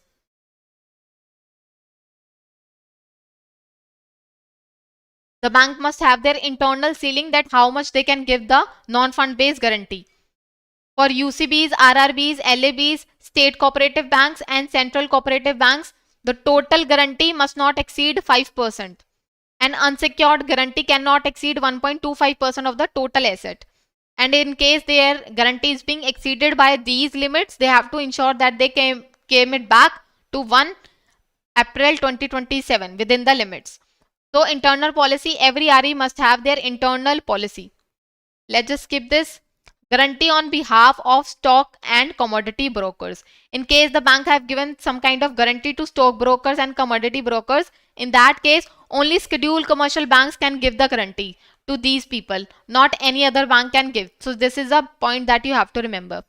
Now, who can give the PCE? That is the partial credit enhancement. Partial credit enhancement is when the bank is not fully guaranteeing the transaction but it is partially guaranteeing the transaction. ठीक है, तो इसके बारे में हमने पढ़ा था. अगर नहीं पढ़ा तो आप दोबारा जाके देख सकते हैं वो वीडियो. तो उसमें क्या था, दैट रेगुलेटेड एंटिटीज, इसके लिए अलग से एप्लीकेबिलिटी और अलग से क्या है रूल्स हैं.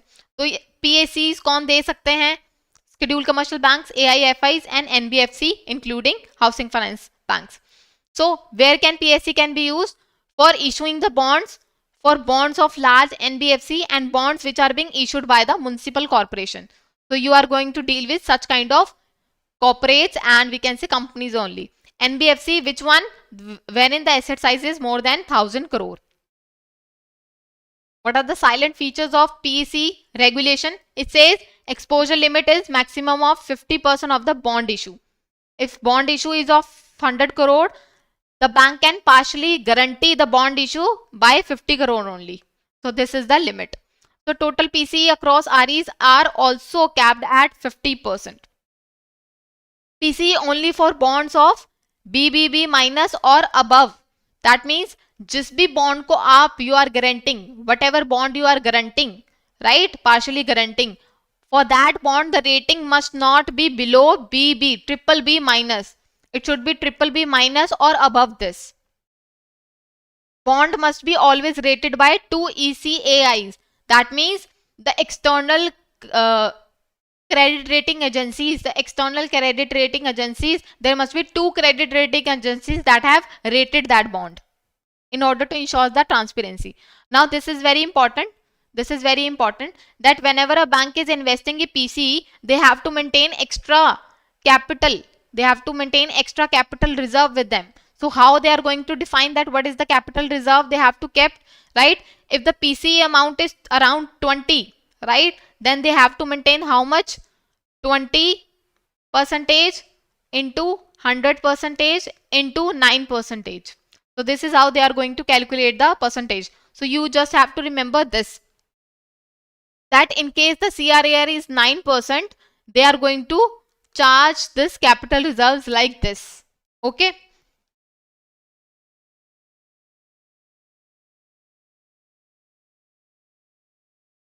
Drawn PCE and repayment. That how you are going to make the repayment. If the PCE is drawn, it must repaid within the 30 days. It must be repaid within the 30 days. If unpaid for more than 90 days, it becomes NPA. Suppose there was a company who didn't pay your money back, then it is going to be more than 90 days that they are not paying your money back, then it is become the NPA. REs have to ensure that they must not exceed the 20% of their tier 1 capital, whatever their aggregate PCs. For aggregate PCE, are you able to see this? Yes. Aggregate PCE, they have to ensure that they are not exceeding 20% of tier 1 capital. Very important. Aggregate PCA 20% tier 1 capital से ज़्यादा नहीं हो सकता. Minimum tenure क्या हो सकता है? 3 साल. बॉन्ड्स 5 साल के हैं और आप उन्हें गारंटी कर रहे हैं तो आप अलाउड नहीं है. The bank can not give a guarantee for bonds of more than 5 years or 3 years, right? So at least 3 years के तो होने ही चाहिए. ठीक है, तो यहाँ पर क्या है, आप 5 years वालों को भी गारंटी कर सकते हैं. PC must have tenure of at least लिखा है, एटलीस्ट तो 3 years का हो गया. What is the exposure cap? What is the exposure cap? RE's PC exposure to bond of each NBFC is capped at 1% of its capital fund. So, in case of NBFC and HFC who is investing in PC, their exposure is capped at 1% of the capital fund. Okay, so this is not really very important.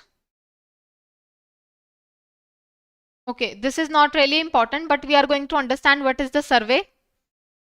What is the survey?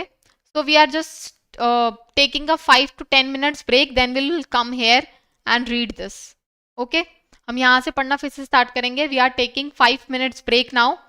Everybody, we are taking 5 minutes break and we are going to read from here. We will continue our class with here. Let's just meet after 5 minutes. You can also take some rest, eat something, right?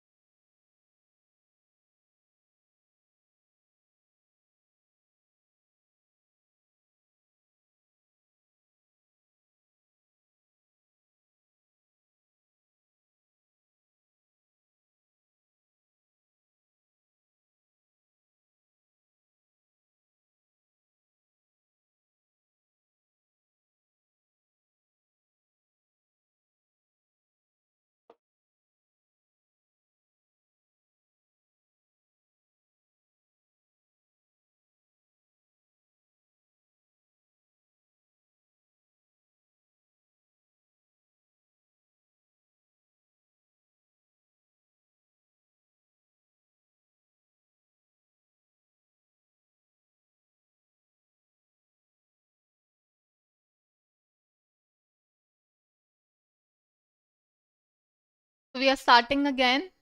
Okay.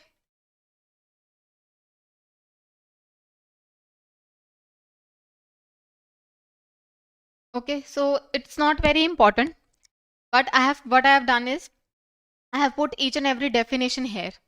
So you can read the definition from this so that you can understand what exactly the meaning of each and every survey in this. Okay. So you will read this by yourself. I have added this here. Okay. Let's just move to the data that you have to remember. Let's just move to the data that you have to remember. Okay, black screen is there. Wait.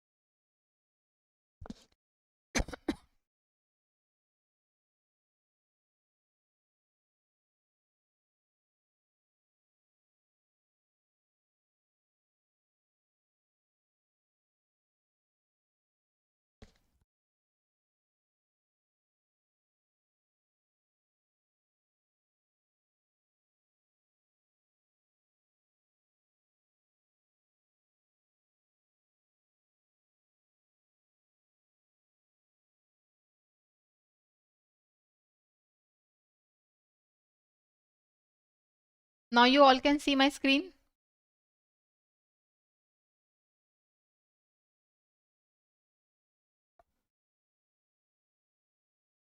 Now the screen is visible.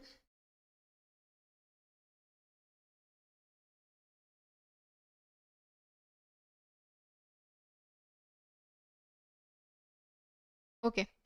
So I was just telling you uh, that I've put all the definitions here in the red color. You can read it from here. Very simple. The surveys are being told that what is the survey and from where the survey is being taken.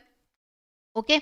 What you have to remember from this survey is this data, the projection they have made regarding the real GDP. For the real GDP, it's 6.4%, 6.7% in financial year 26-27. Right? Forecasters place for the GDP between the 6% to 7% for financial year 26, and for financial year 27 it is placed at 6.1 to 7.7%. Highest probability क्या है? That the GDP may fall between the 6 to 6.9% in financial year 26 or 6.5 to 6.9% in financial year 27. Okay, the private consumption expenditure growth is expected to at 6.5% in 2026, 6.9% in 2027. So this is the data that you have to remember for the gross fixed capital formation. Okay, it is 6.8% in financial year 26 and 7.2% in financial year 27. Now the same data is being given here. The same data is being given here in the table. You can remember from here. And the CPI, annual CPI that they have, we can say expected in the financial year 26 and financial year 27, it's 3.1% and 4.4% respectively. I hope you have understand this thing, that how I am going, how I am approaching the news. So for the external sector, where we are going to see the three things. The first is merchandise export, merchandise imports, and the current account deficit, and the current account deficit that is projected in financial year 25. Okay, so merchandise export is expected 1.2% in financial year 26. Merchandise imports is expected 2.5% in financial year 26. And the current account deficit is projected at 0.8% of GDP. And CAD is projected as 0.9% of the GDP in financial year 27.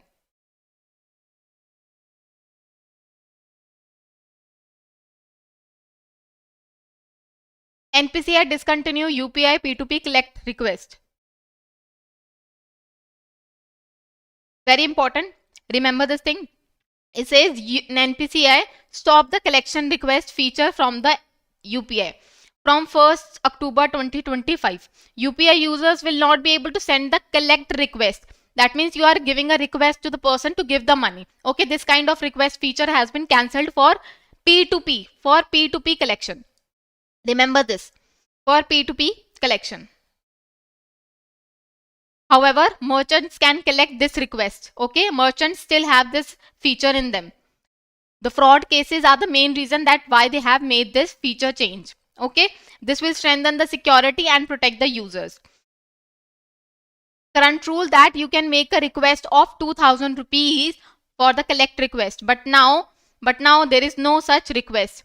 You can make, earlier you can make 50 successful correction requests for per day. Okay, but now you cannot initiate it. Okay, users must manually send the money via QR code and UPI ID. That means whenever you have to send a money, you have to request the person for the UPI ID or the QR code for the same.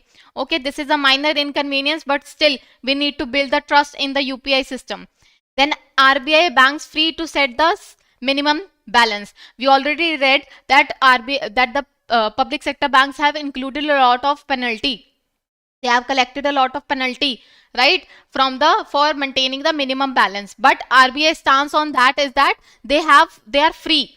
The banks are free to set whatever minimum balance they are requested to set. Like for an example, ICICI Bank have just minimized minimum balance. What they have set for saving bank account is 50,000, which is very huge.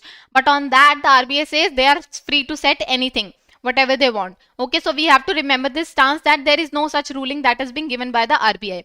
The RBI introducing the SIP for treasury bills. We have already discussed this. Now you might be seeing that there is a lot of things that are being repeated, so you can ignore it. Okay, so RBI introduced the SIP for treasury bills for retail direct scheme. Okay, so you can go for SIP just like a mutual fund, right? So you are going to have a SIP for treasury bills. This is the automatically placed bid for T-bills, okay, for both investment and reinvestment. So retail investors plan the investment systematically in the government securities.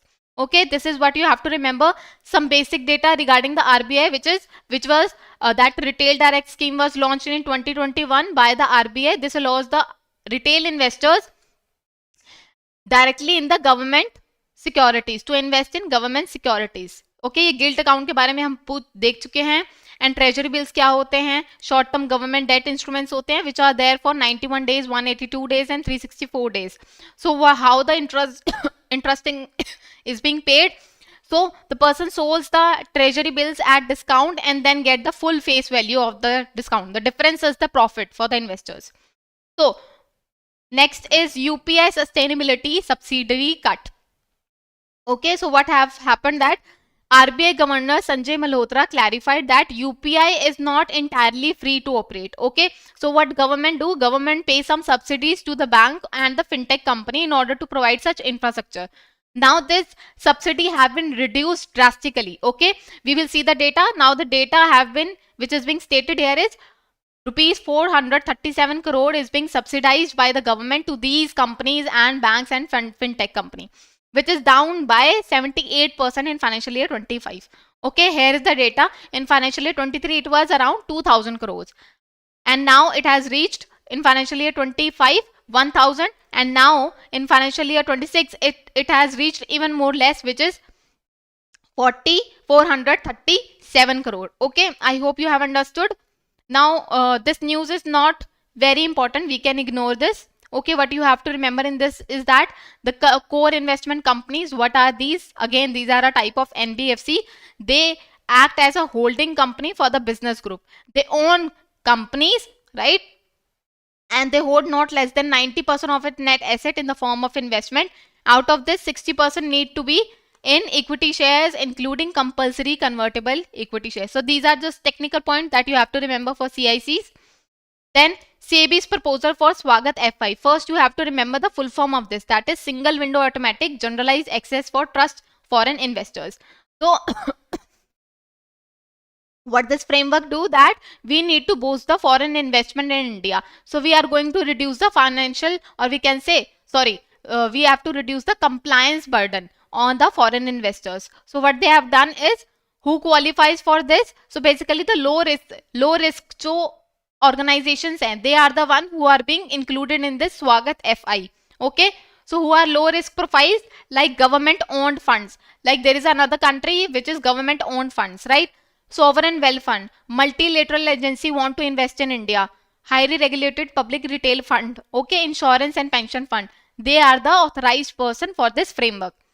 Dual registration, they can both invest as a FPI and FVCI. Okay, earlier there was a registration requirement in every 3 to 5 years, but now this has been increased to 10 years. That means they do not need to do regular KYC. Single demat account, in one single demat account they can keep all such kind of, we can say, shares. So this framework allows foreign investors to easily invest in India. So one of the, we can say, relaxed restriction in this is that the existing cap of 50% aggregate contribution have been removed from this framework. All right, that means there was a cap that they cannot invest more than 50% of their aggregate contribution, but now this limit has been removed for the multilateral agency, for the government owned funds. So this is again very important. Then PFRDA launches the PFRDA Connect. So what is this? This is a new website that is being launched by the PFRDA. This was launched by Shri S. Ramanam, chairperson of the PFRDA. This increases the enhance the user experience, because this is a new website. So this follows all the guidelines of government, that is Indian government website, and guidelines related to accessibility guidelines. Now this website is easy to navigate. All the rules and circulars regarding the pension schemes are there in this new website. There is a simple content management in the new website, and all other government platforms are also linked with the same website. Okay, so pension sector, and we need to increase the pension sector on a digital form. Okay, so we are bringing pension sector in a digital platform, more transparent, which is more accessible for everyone. Okay, some key points that formation was set up in 2003. PFRDA functions kya hai? To manage the pension fund. Intermediaries are there, and we are going to manage that. Compliances, investment, fund performances.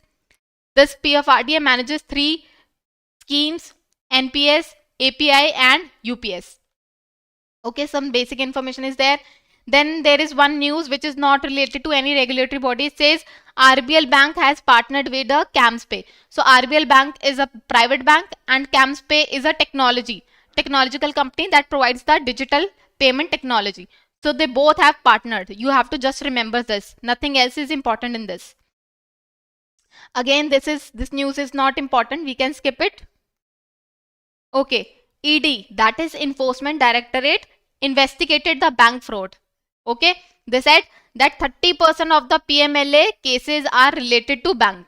Okay, 30% of the cases are related to the bank. Let's look at this chart. It says within these period we get 769 cases, out of which 269 was related to bank.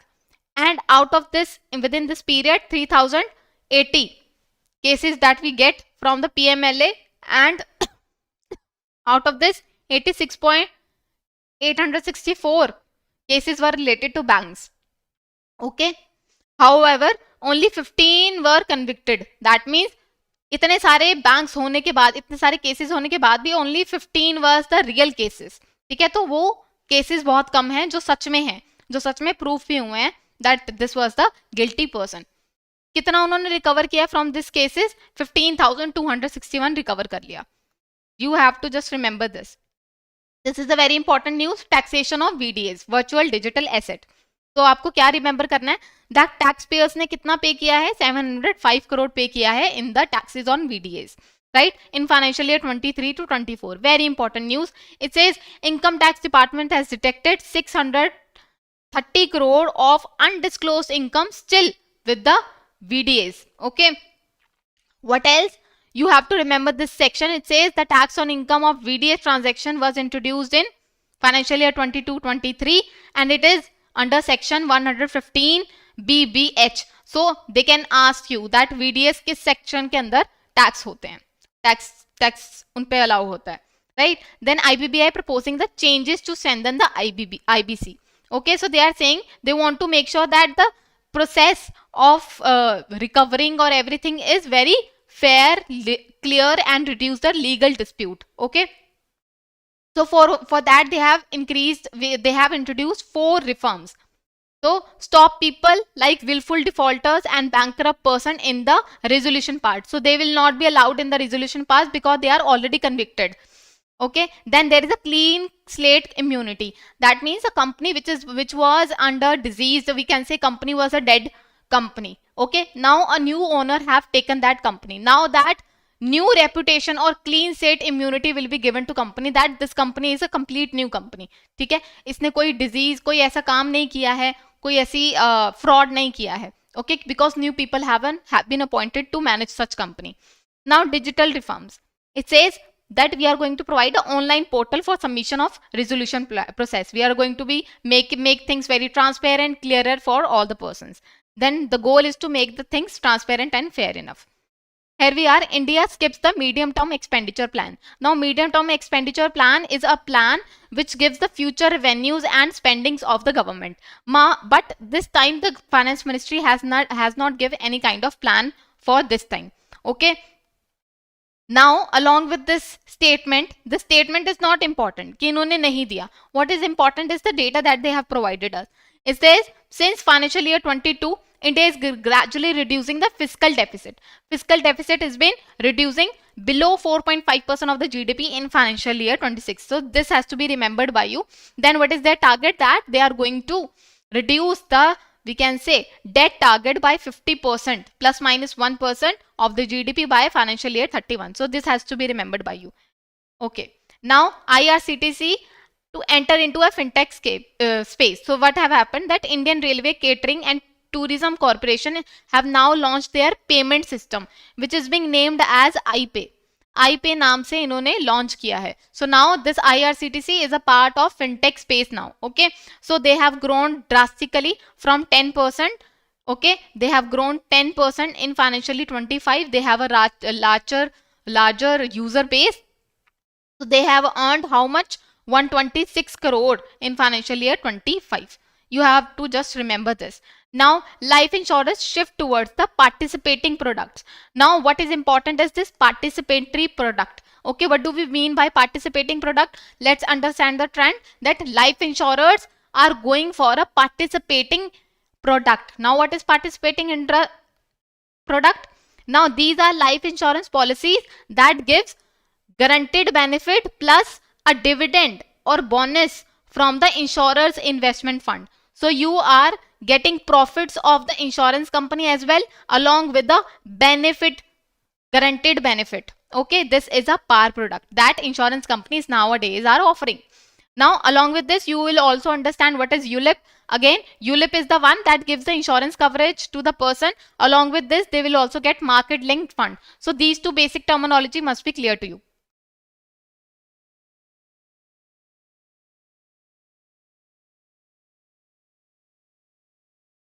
Okay, so we are done with August week 2 as well. We are going to begin with August week 3. We are going to quickly skim through the August week 3 because it's very short. Okay, so here we are. It says counterparty credit risk revised instruction. So basically RBI released a draft regulation named as counterparty credit risk. Okay, so whenever a bank give a loan, or we can say invest in some kind of security. Okay, suppose a bank invested in some kind of security and there is another person who is also involved in this. This person might default on that. So there is always a counterparty risk. Counterparty risk is there, right? So we are going to identify that how we are going to reserve the money, how banks are going to reserve the money for the same. So we just have to remember this thing. This table, can you see this table? I'm zooming this out for you. Okay. So in case there is a 1 year or less interest rate contract is there, we are going to keep 0.25%. In case the interest contract is for 1 to 5 years, we are going to increase the risk to 0.50. If it is more than 5 years, then we are going to increase the 1.50. Like this, like this we have different risk rate for each and every contract.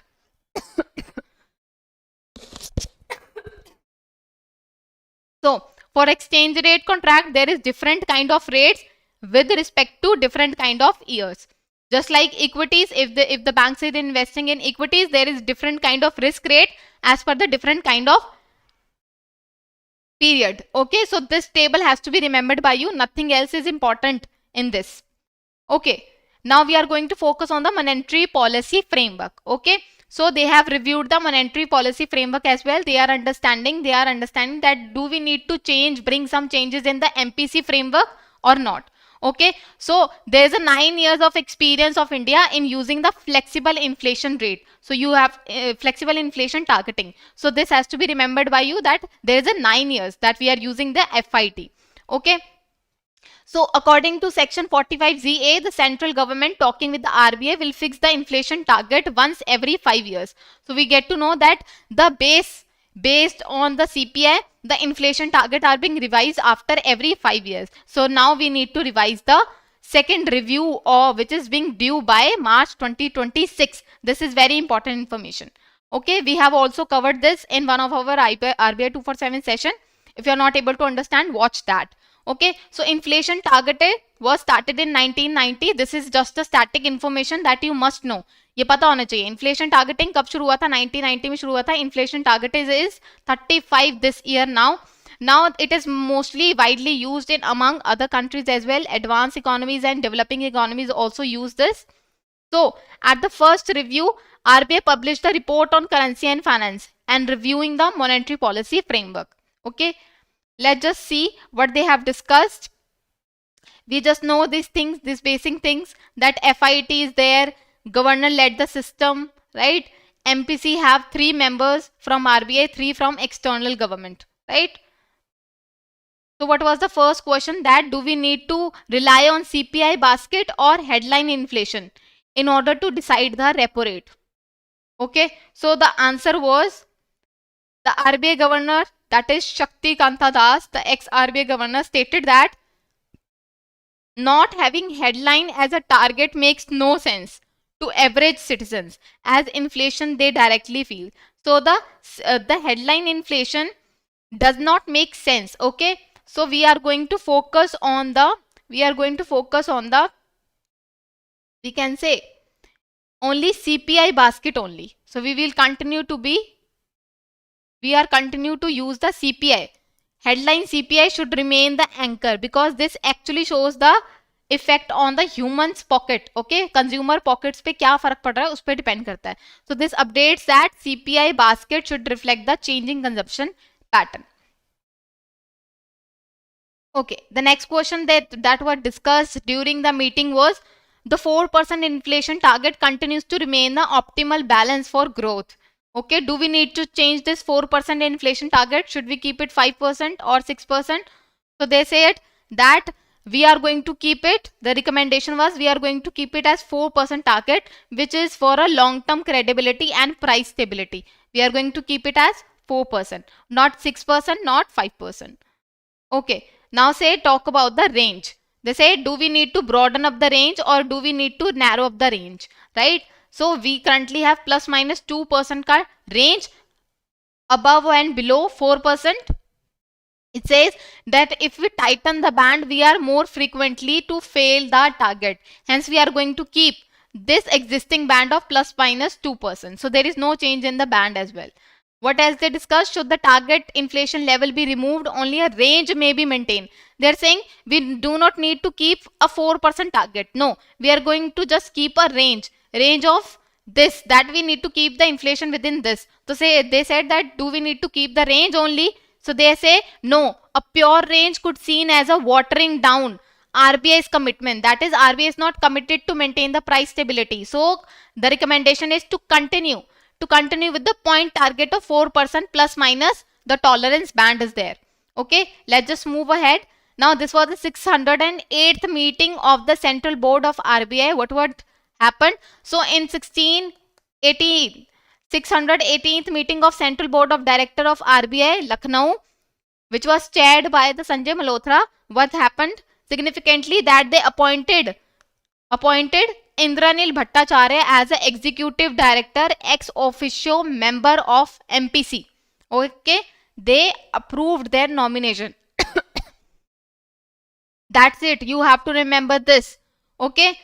So he has been nominated as ex officio member of the MPC, replacing the Rajiv Ranjan.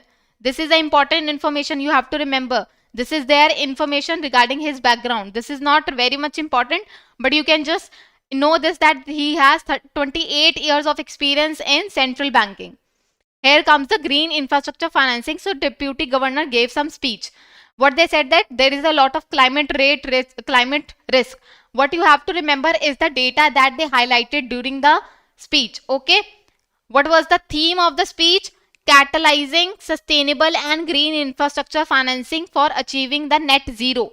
Okay. They said economic cost for extreme weather event is between 2014 to 2023, which is 10 years. The climate disaster caused how much? 2 trillion with $451 billion in just last 2 years. So this is the loss that we are getting because of the weather event, extreme weather event.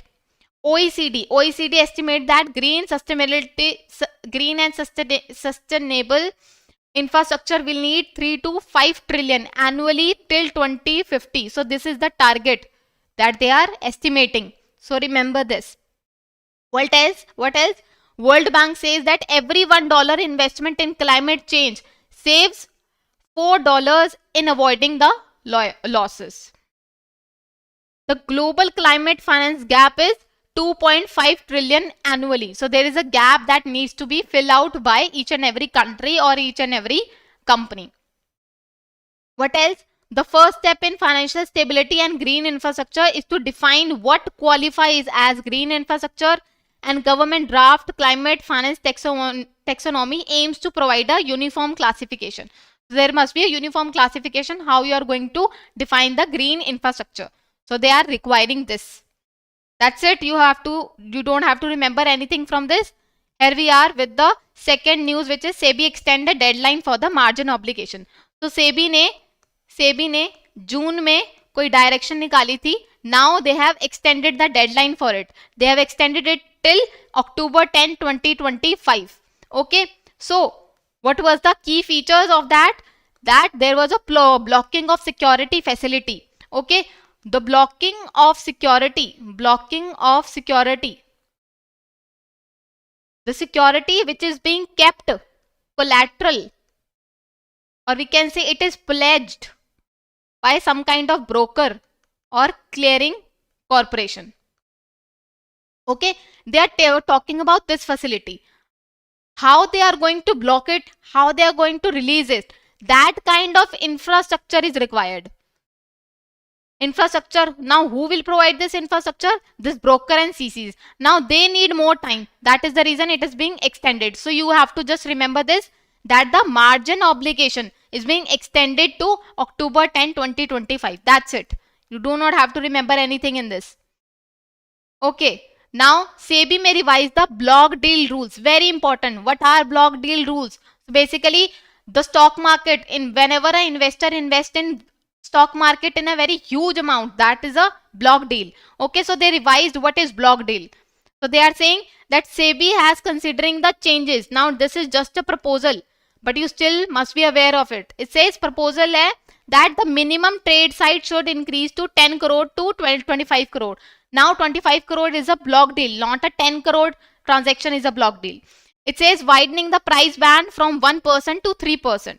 Okay, they have increase the price band from 1% to 3% for non-derivative stocks and 1% for future and option stocks. So how much the price can move?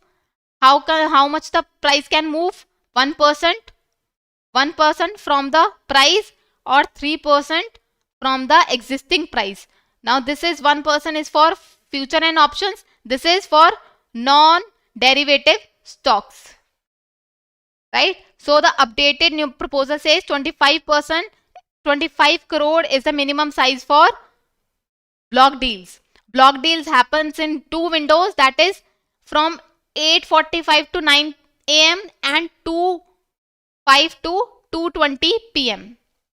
So this is what you have to remember. That's it. Now this news is not important. We are skipping it. Okay, so SEBI cautious regarding the micro caps. Now, what are micro caps? This is important. It says micro cap companies are very small companies which have a market value between 500 to 1000 crore. Now, there is a lot of, we can say, fake WhatsApp and Telegram trading apps that are tricking the people for false promises. So SEBI says that micro caps are even more riskier. So they guided mutual fund companies that do not invest a lot of money in such micro caps. This is what you have to remember. That's it. Micro caps are very risky. Again, this is not very important. We are skipping it. Okay, RPT, related party transaction. Okay, so again, compared to pre-pandemic levels. However, this is not very important for us to remember, but we will go through the data. It says in financial year 25, how much related party transaction happen? 5.8% of the balance sheet, which is down, कम हो गई है, related party transaction कम हो गई है from 6.5% in financial year 19, showing that there is less related party transactions now happening. Okay, too much excessive RPTs shows that there is unfair practices that are going on and extra gains for promoters. This unfairly benefit the promoter. That is the reason that we want less related party transaction happening between the companies. This is what you have to remember, that data and why excessive RPTs are, we can say, why excessive RPT are not good for the companies. Now this GST 2.0 will be covered by Masoom ma'am in their finance report section. Okay, when she will be covering the finance report. So we are skipping it. We are just skipping it because you all know that GST is also being covered by Archana ma'am. GST 2.0. We will learn about this Laffer curve. Laffer curve says too low. You are keeping the tax rate at 0 or you are keeping the tax rate at 100. Both are, we can say, not optimum tax rates, because at both level the tax revenue is 0 for the government.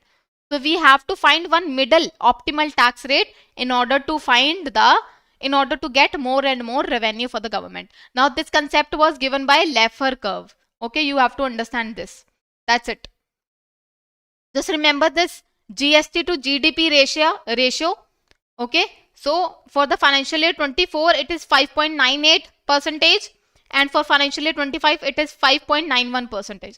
So you have to remember these two data. That's it. You do not have to remember any other thing. Okay, now here we are with the Aadhaar authentication framework for cooperative banks. Okay, it says that UIDAI has introduced new Aadhaar based authentication framework for cooperative banks. Okay, so cooperative banks will have this facility wherein all state cooperative banks and 352 district central cooperative banks across India will be connected to this service. Okay, will be connected to this service. So this will promote the financial inclusion.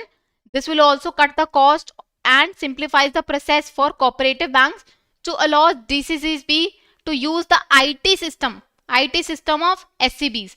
So once SCBs have registered themselves with the Aadhaar authentication system, their district cooperative banks can use the same system with the we can say KYC. Okay. Okay, so customer ka eKYC and face authentication will make the account opening and verification even more faster. IBC a big boost to India. IBC a big boost to India's economy. It says till 31st March 2025, 1,194 companies were successfully resolved. Now this can be used. Objective question can be expected from this, that how IBC is resolving the cases. So this is how their performance is, and this has helped the creditors recover how much money? 3.89 lakh crore. Okay, and the liquidation value have increased 170%, showing that there is higher recovery. RBI Financial Stability Report says that the NPA fell to multi-decadal low of 2.3%. And RBI report on trend and progress says for the financial year 24, it says that SCBs, how much money is being recovered through this? 96,000 crores have been recovered. Huge amount. So out of this, IBC channel alone contributed a significant, we can say, accounting for the total recovery of 46,000. So huge money is being recovered by the IBC. That's it. You have to remember this. ARCs, which is a asset reconstruction company that acquires the NPA of the banks, right? They said for the quarter one, how much NPA that they have taken? 16,000, which is increased from 13,000 last year. You have to just remember this data. That's it. What is ARC? They are special agencies that take the NPA from the banks. They restructure the loan, negotiate the settlement, and sell the borrower asset in order to recover the funds. That's it. UPI dominance in India's retail payment. Okay, from last 5 years. Now this is important. It says for every one rupee increase in UPI transaction value, it reduce the debit card transaction. क्यों? क्योंकि debit card आपको use नहीं कर रहा, सब लोग UPI use कर रहे हैं. तो जैसे जैसे 1 रुपए की भी अगर पेमेंट हो रही है तो डेबिट कार्ड की ट्रांजैक्शन वैल्यू उतनी ही कम हो रही है. So it is being reduced by 14 paisa. So this is to be remembered by you. Okay. So dominance, UPI dominance is being replaced by debit card usage. You have to just remember this data. And debit card usage की performance देखेंगे in financial year 21, the transaction volume was 4.02. But now in financial year 25, it has reached to 1.61 only. If I talk about trillion, rupees and trillion, the value, it was 6.62, but now it has reached to just 5 trillion. Very important data. You have to remember this. US imposes 50% of the tariffs on Indian imports. Okay, you just have to remember this, that US, that is the president of US, imposed 50% of the tariffs on us because we were importing Russian oils at discount prices. Okay, so this tariff imposition impacts the Indian exporters. Okay, how much? 87.3 billion worth of goods are being sent to US in 2023. So largest exports are going with the US, and now Indian exporters will have the problem with them. So since US is the India's largest export market, 1/3 of the share is being given there. India's GDP may slow down to 6%.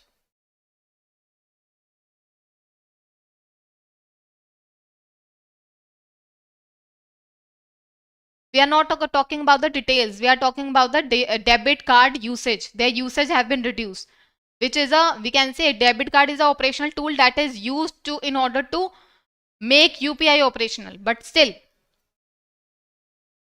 debit card usage is less. India's trade surplus with US may shrink. जो profitability चल रही थी US trade में, वो भी अब shrink हो सकती है. Which is the sector which is away from such kind of risk, which is pharma, electronic, fuels. Okay, तो ये trend याद रखेंगे. ये तीनों sectors are not the one who is getting impacted by such tariffs. Okay. Okay, due to this 50% of US tariff on exports, which may hurt the small and labor intensive sectors. Okay, so due to this US tariff, who is getting effective? Okay, the MSME loans that PSB is giving, industry loans that again PSB is giving, retail loans, even the agriculture loans are getting affected. So we are going to analyze the data from the PSB perspective. It says PSB share in each type of loan have been reduced from 40 to 55, from 55 to 59, from 49 to 56, and it has fell to 65.7%. Okay, so you see, because of this tariff, there is a lot of things are happening at these sectors. You must know what is NIM. I have put details here. You can read here. So what else? The government may extend the NPA deadline. So this is just a proposal. It is not that important, but it says that they might increase the NPA deadline from 90 to 180 days. This will give more time for MSME to pay their loans. So this gives a relaxation and reduces the stress on small businesses. That's it. Now this is M1 exchange target 1 lakh MSME that are registered on TREDS. So M1 exchange is one of the TREDS platform. Okay, this is a RBI registered platform. It is expected to onboard over 1 lakh MSME in the first half of financial year. So this is the we can say important news that trades are being increasingly used by the MSME. So platform has already helped 60,000 MSME, wherein 82,000 crores of invoices are being financed. Very important. Okay, this gives cheaper working capital for MSME. What is the current progress? That 1,000 MSMEs every month get adds up in the M1 exchange, and by the end of 25 around 70,000 MSMEs are expected to be on the platform. So what is the dispersal target? 1.25 lakh crore worth of invoice discounting in financial year 26 aims to facilitate such credit availability. Okay, so who are the participant? More than 3,000 corporates are there, and around 69 banks and NBFC are financing invoices here. So this is very important, that how many banks are there currently on the M1 exchange. Around 69 banks are supporting these invoices credit facility. Okay. So default rate is also low, that is 0.25%, which is profitable for the banks as well, for the NBFC as well. This is some details regarding the M1 exchange, which is a RBI licensed trades platform. It was released in 2017. Instead of waiting for 60 to 90 days for the finances, the MSME get the finance immediately on M1 exchange, and MSME get immediate cash from this. Now trades was introduced by RBI for the MSME in 2014. Who all are the platform? M1 exchange, RXIL and InvoiceMart are the one of the examples of trades platform. Okay, so we are done with August week 3 as well. Now we are going to cover the August week 4. Again, that is very short. बहुत छोटा है वो. So we are going to cover that. I hope you are able to see my screen. Okay, so RBI bulletin August is not important. We are going to do the latest bulletin. So this is not important. Okay, so one thing I have highlighted here is RBI kept the financial year 26 growth forecast at 6.5%. You just have to remember this. Some data is important sometime in the bulletin, so we are going to avoid all other data, that is quarterly data, monthly data. Nothing is important here. You can avoid it. Avoid this. Okay, there is one concept that was highlighted in the August bulletin, that was REER. REER. It says it is a measure the value of Indian rupee against the basket of major currency. So we are comparing our Indian rupee with the basket of various currencies. So if it is more than 100, it says the rupee is stronger. If it is less than 100, we say that it is weaker. So this is how we are going to, we can say the concept of REER is here. Okay, you can avoid this thing. Okay, liberalize. LRS, that is liberalized remittance scheme, which was introduced by RBI in 2004. Some basic information must be known by you, because basic information से यहाँ से question आता है. Last time आया था. It says it allows resident individuals to remit up to how much? $250,000 per financial year. Okay, the initial limit was 25,000. So this must be remembered by you. Okay, you can avoid all such things. Now there is some data related to private corporate sector performance. Okay, what you have to remember is that there are how many listed private non-financial companies? 3,079 listed companies are there. Okay, that's it. And there are 3 main companies under this: manufacturing, non-IT service, and IT companies are there. Okay, if we talk about the sales of these companies, it says it increased by 5.5%. Okay, so you do not have to remember the data. You do not have to remember the data. Just remember that sales are doing good. Sales are doing good of these companies. Okay.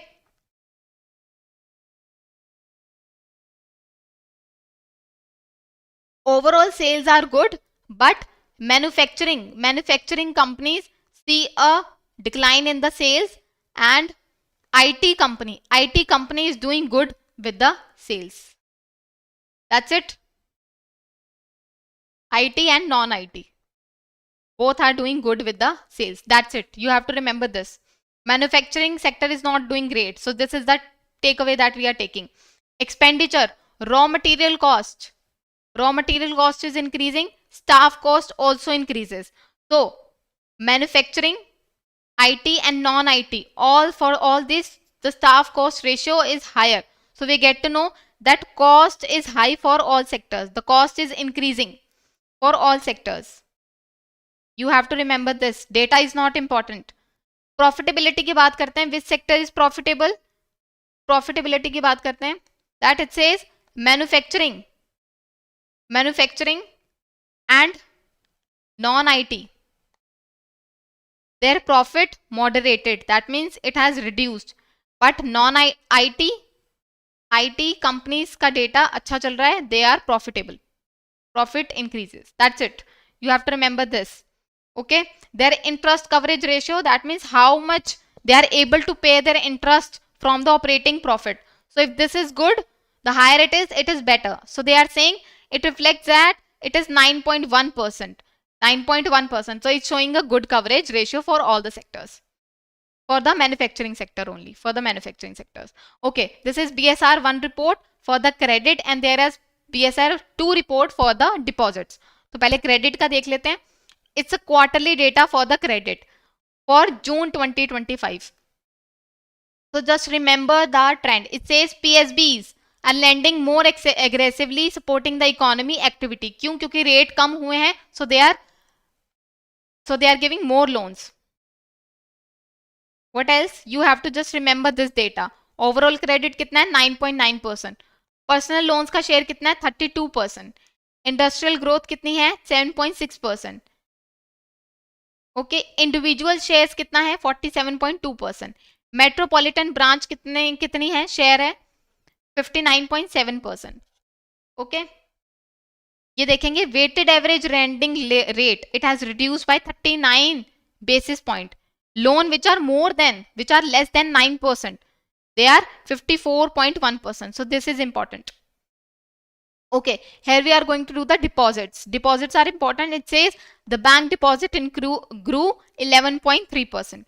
The bank deposit grew 11.3%. Okay, why? Because private banks are the one whose deposits are actually growing and PSBs से ज़्यादा अच्छी तरह grow कर रहे हैं. The private banks deposit are growing fastly than the PSBs. Why? Because deposit mobilization वो अच्छे से कर रहे हैं and competitive rates are being provided by the private banks. Okay, this is, you can see that 11.3% is the deposit growth. Just remember this thing, that 11.3% is the deposit growth, 13.5% is the term deposit. It is a term deposit growth. How much is it? 13.5%. Okay, maturity plan. 70% of the deposits are related to 1 to 3 years of deposits. 20% are related to less than 1 year. Term deposits which are offering more than 7% rate are 65% of the deposit, total deposit. Deposit which are more than or equal to 1 crore are 45.7%. Household deposit 59.9%. Financial corporation share is 7.7% and senior citizen share is 20.4%. That's it. You have to remember this much data. That's it. There's a news regarding the Supreme Court inclusive digital KYC. It says that we need to include the disabled person as well. So all the regulators need to give new rules and guidelines for the digital eKYC. Okay, especially for the acid attack survivors and the visually impaired person. So basically whosoever being attacked by the acid और उनका face recognition अब अच्छे से नहीं हो सकता, उनके लिए ई केवाईसी अलग से बनेगी. आरबीआई, सेबी, आईआरडीआई जो केवाईसी करते हैं वो अपने ऑपरेशनल गाइडलाइंस को चेंज करेंगे with regarding to KYC, wherein all such things that means disabled person are being included so that they are not excluded from the basic financial digital services. So it says the current KYC framework are not fully inclusive. This exclusion is a discriminatory. आप discriminate कर रहे हैं with this exclusion, right? So digital infrastructure process must be redesigned. It should be redesigned as per the reasonable accommodation and infrastructure. This is a basic right of each and every human being. So all the regulators are going to give alternative KYC route for these people. ये नहीं करना हमें. Let's move ahead. AIFs क्या होते हैं? This is important. So AIF are privately pooled investment vehicles for sophisticated investors. There are three categories. The first one is for the venture capitalists which have medium risk. private equity and debt fund in the unlisted companies. These are highly risky. And then we have thirdly, hedge funds using the derivatives and complex strategy. Okay, so these are very high risk derivatives that are being invested by the sophisticated investors. So this three category type AIF is important for you. Okay, then SEBI MCA to simplify the rules. Now what rules have been simplified by them? They have simplified the division, or we can say unclaimed shares and dividend, how they are being settled. They have eased that. The draft proposal is expected in the first week of September. जब आएगा तब देखेंगे, पर हमें इतना पता होना चाहिए that unclaimed dividend और shares क्या होते हैं when they are not claimed by the investor from last 7 consecutive years. Okay, annual report से कुछ डेटा इन्होंने निकाला है, that is important for us, और कुछ नहीं इंपॉर्टेंट इसमें से. It says unclaimed mutual fund redemption कितनी है, 1128, और अनक्लेम्ड डिविडेंड कितने हैं, 2324 crore, which has been increase from last financial year 24. This is important. इसके लिए कुछ स्टेप्स करे हैं सेबी ने, कोई इनिशिएटिव लिए हैं. Yes, Mitra was launched by the SEBI. What else? DigiLocker facility is being provided, wherein all the document mutual fund shares can be kept in there, and nomination awareness campaigns were launched by the SEBI. ठीक है, तो ये initiative लिए हैं सेबी ने कुछ. ठीक है, IEPF क्या है, इसके बारे में इंफॉर्मेशन दी है. तो basically this is registered under 1956 act of companies act. Okay, Myntra कब लॉन्च हुआ था, 2024 में लॉन्च किया था सेबी ने. For unclaimed and lost mutual fund investment which can be accessed by just the use of PAN and Aadhaar, KYC based login is allowed. DigiLocker क्या है, it is being launched by MeitY in 2015, wherein cloud based document storage platform is there. The person can access and share, store such documents with themselves, which is legally valid as well. SEBI approves specialized investment fund. Specialized investment fund वो funds हैं which is between the mutual fund and between the, we can say, high category of investment fund which needs a investment money of 1 crore. तो basically ये कैसे investment fund है which give 10 lakh, minimum कितनी है, 10 lakh है. Mutual fund से थोड़ी सी ज्यादा है, और महंगे वाले हम कह सकते हैं PMS. ठीक है, जिसमें कस्टमाइज्ड होती हैं म्यूचुअल फंड, मुझे नाम नहीं याद आ रहा, बट इन दोनों के बीच का कॉम्बिनेशन है SIF. ठीक है, which is specialised investment fund. ये कब इंट्रोड्यूस किया था, अप्रैल 2025 में इंट्रोड्यूस किया था. और कौन सी पहली कंपनी है जिसने SIF यूज किया था, इंट्रोड्यूस किया था, quant mutual fund. Quant mutual fund ने पहली बार लॉन्च किया था. ठीक है, what else you have to remember in this? So SEBI introduced this new category called SIF in April for long and short position. That's it, you have to remember this. Now SEBI ने क्या launch किया, एक framework named as cyber security and cyber resilience. ये बहुत important है, ये पढ़ लेते हैं. This framework which is CSCRF is issued by the SEBI. इन्होंने कुछ amendment करी थी in such framework. इन्होंने कहा था wherein IT system is being used by a company. If that IT system is as per the RBI guidelines, then SEBI's guidelines will not be applicable on such company. ठीक है, because they are already complying with the RBI regulation. They do not have to separately comply with the SEBI's regulation.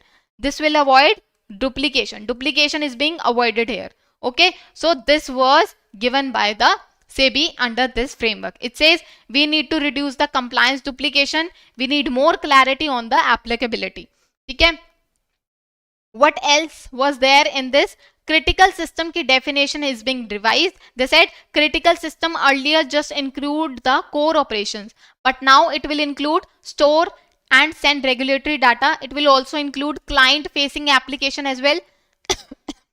This will also increase internet facing system as well, and other system that are connected to the same system. All such system will be a part of, we can say, core operation or critical system. So they revise the definition. What were the key requirement of such framework? It says that we are going to have a zero trust policy. That means we are not going to trust anybody. The risk can come from anyone. So zero trust approach is there. Cyber crisis management. How you are going to manage the crisis in case that happens. So that kind of management must be there. Vendor third party risk check. Every entity has to check the third party vendor company. The due diligence must be done by the clearing corporation, stock exchange, and so on and so forth.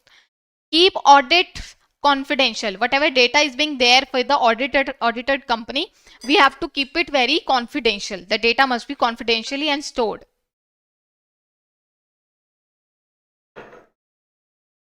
Disaster recovery standard. In case there is some kind of disaster on the platform, okay, how you are going to recover it?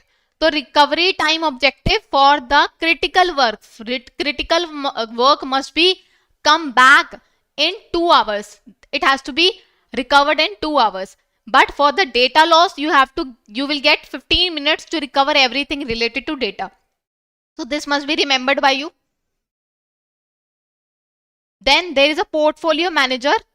We can say threshold has been revised. Now what is the threshold? Asset under management. The mid-size REs are one who have a 10,000 crore or above asset under management. Small size REs are one which have 3,000 of asset under management and less than 10,000 asset under management. And self-certification REs are which have 3,000 crores of asset under management or less than this. So this is the new category and threshold of PM category managers. That's it. And in this we have one more thing which is merchant bankers. So merchant bankers के ऊपर ये लगेगा framework के नहीं लगेगा. They are saying if the merchant banker is active, then they will be the framework will be applicable. But all the inactive merchant bankers who are not active in giving all such facility of merchant banker, then they are exempt from such framework. That's it. Along with this, SEBI suggested few things. They said practice mock cyber attacks as if the cyber attack is happening with the portal. So such kind of drills must happen. Use tools that scan the weaknesses on a daily basis. Set up fake systems to trap the hackers. How they are going to hack our system, we are going to trace that. And SEBI has given the security tips for the mobile application so that they can use it safely and encrypt the data in a coding language. Then we have cross-border UPI growth. Very important. It says it has observed that cross-border UPI transactions have increased rapidly. People are using this cross-border UPI 20 times more. It has reached a transaction limit of 7,55,000 from 37,000 in financial year 24. Very important. Okay, why there is so much effort, so much transaction happening? Because UPI is being linked with many other countries, right? So P2M and P2P transactions are happening abroad. Okay, so this is the, we can say, performance from financial year 24. We have seen a major increase in the transaction, but in the financial year 24 to financial year 25, in terms of transaction value, it has drastically increased from 19.7 crore to 258.53 crore. Massive increase in the valuation of transactions that is happening. Okay, UPI is being linked with how many countries? It is being linked with 7 countries. Remember this: UAE, Nepal, Bhutan, Singapore, Mauritius, France, and Sri Lanka. This must be remembered. Merchant adoption. How many registered merchants are there? 1.5 million international merchants have registered and accept the UPI. So who is the one who manages the international arm of UPI? The NIPL. Remember this. Okay. Then government allows switch between the UPS and NPS. This is not very important, but they said that finance ministry is allowing one-time switch, that you can switch from UPS to NPS, and for that you have a time of September 30, 2025. Once you have done this, you will not be able to come back to the UPS. Okay, so UPS और NPS का हम difference देख लेते हैं क्या है यहाँ पर. नहीं है. सो हमने एक सेशन किया था, तो वहां से आप देख लीजिएगा यूपीएस और एनपीएस में क्या फर्क है. तो क्या है कि ज्यादा एम्प्लॉयज ले नहीं रहे हैं for the UPS, and that is putting an extra burden on the government as well. So they are saying that go for NPS, you still have time, we are extended the limit. Okay, the UPS was launched in April 1, 2025, but there is no much employees that are going for UPS, so they are closing it. They are planning to keep it as less and possible. So UPS promised the assured payouts.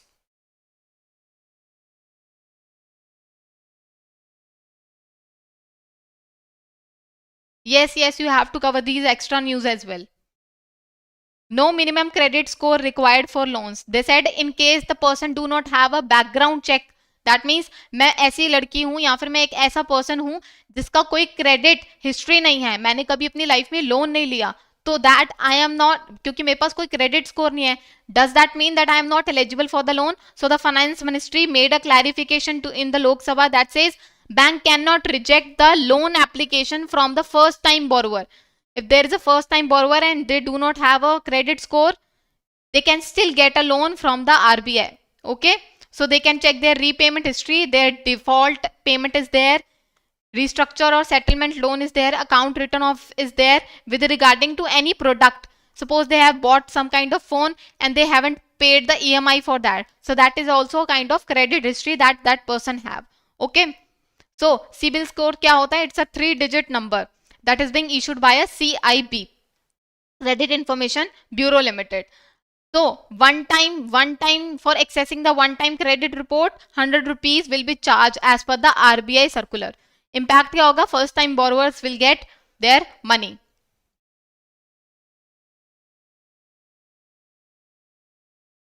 Yes, yes. The application is also there for the website. NABARD to raise the first overseas loan. So NABARD is planning to take its first external commercial borrowing and RBI has gave it approval for the same. Okay, so NABARD, which is a chairperson, which has a chairperson of Mr. Shaji KV, they announced that NABARD will raise the money from external commercial borrowing for the first time in financial year 26. Very important. Okay, they haven't borrowed anything, but they have taken approval from the RBI for the same. Okay, the agenda for taking the money is climate change related financing.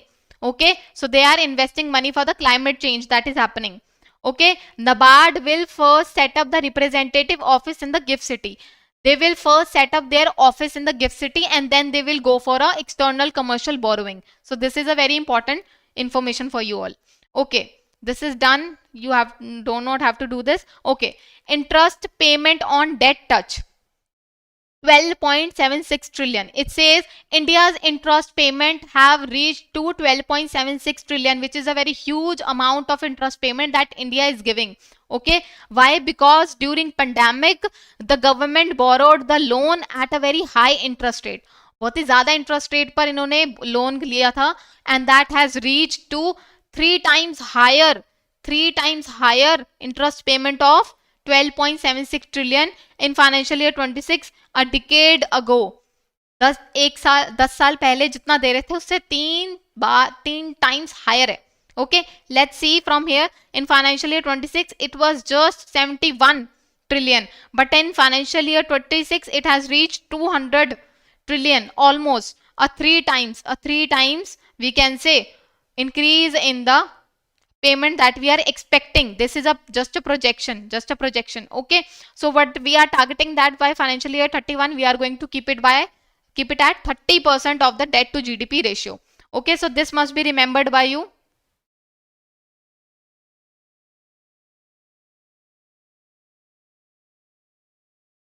Okay, so the 10-year government bond yield currently have a 6.5%. You do not have to remember this data.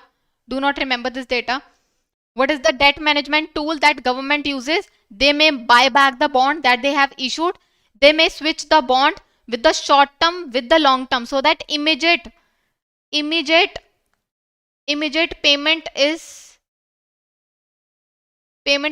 delayed and they can go for long term borrowings, long term issuance of bond. Okay, these two are the tools that is being used by the government in order to manage their borrowings. Okay, let's just have a fiscal deficit trend. It says fiscal deficit, which is the gap of government spendings and income. It is 4.8% of the GDP in financial year 25. And for the financial year 26, there is a target of 4.4%. So remember this data. It says May 2025, 0.8% of the annual tariff has been used in order to pay for the payment of interest. NIM of banks may improve. Who says this? S&P Global Market Intelligence says that the bank's NIM, that is net interest margin, may improve in the second half of the financial year 26, because in the first half of the financial year 26 the NIM shrinks. Okay, क्यों shrink किया? Because RBI cut the policy rate. Because of that policy rate, the lending rate dropped quickly, but the deposit rate take some time to adjust, go for downward. So that is the reason there is a temporarily squeeze in the NIM. So they are expecting that this will be recovered in second half of the financial year 26.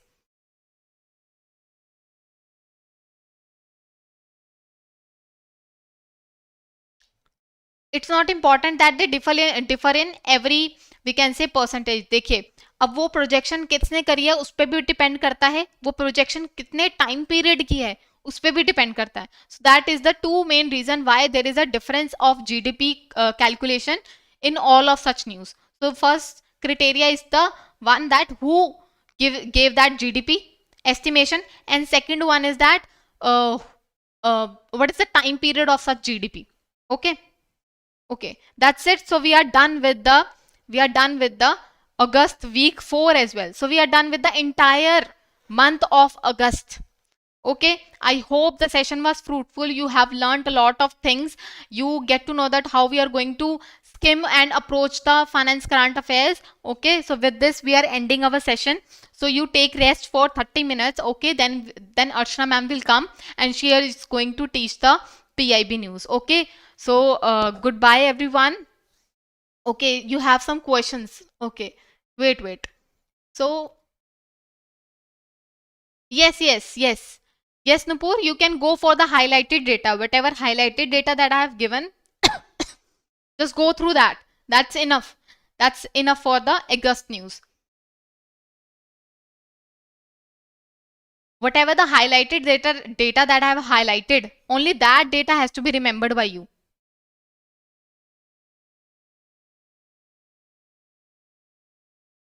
Manoj Kumar, you will have PIB 247 monthly session as well. Archana ma'am is going to take. Yes, I will upload the PDF. Don't worry, I will upload the PDF. You will get the highlighted PDF, this marked PDF with you all. Okay.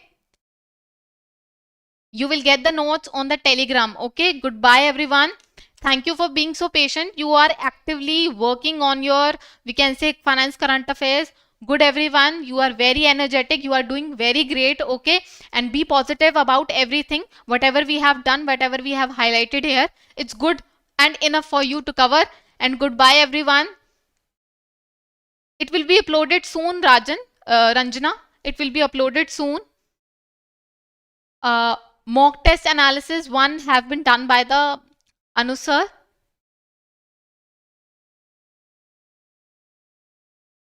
Swati, you can access the communities in case you have any kind of doubt. Okay. Now regular classes are not being conducted. Only these revision sessions, that is 3 hours classes, are being done. Okay. Okay, great. So we are done with the session. Goodbye, everyone, and take care of yourself and take a rest, and then Archana ma'am will take the class. Goodbye, everyone. Goodbye. Thank you.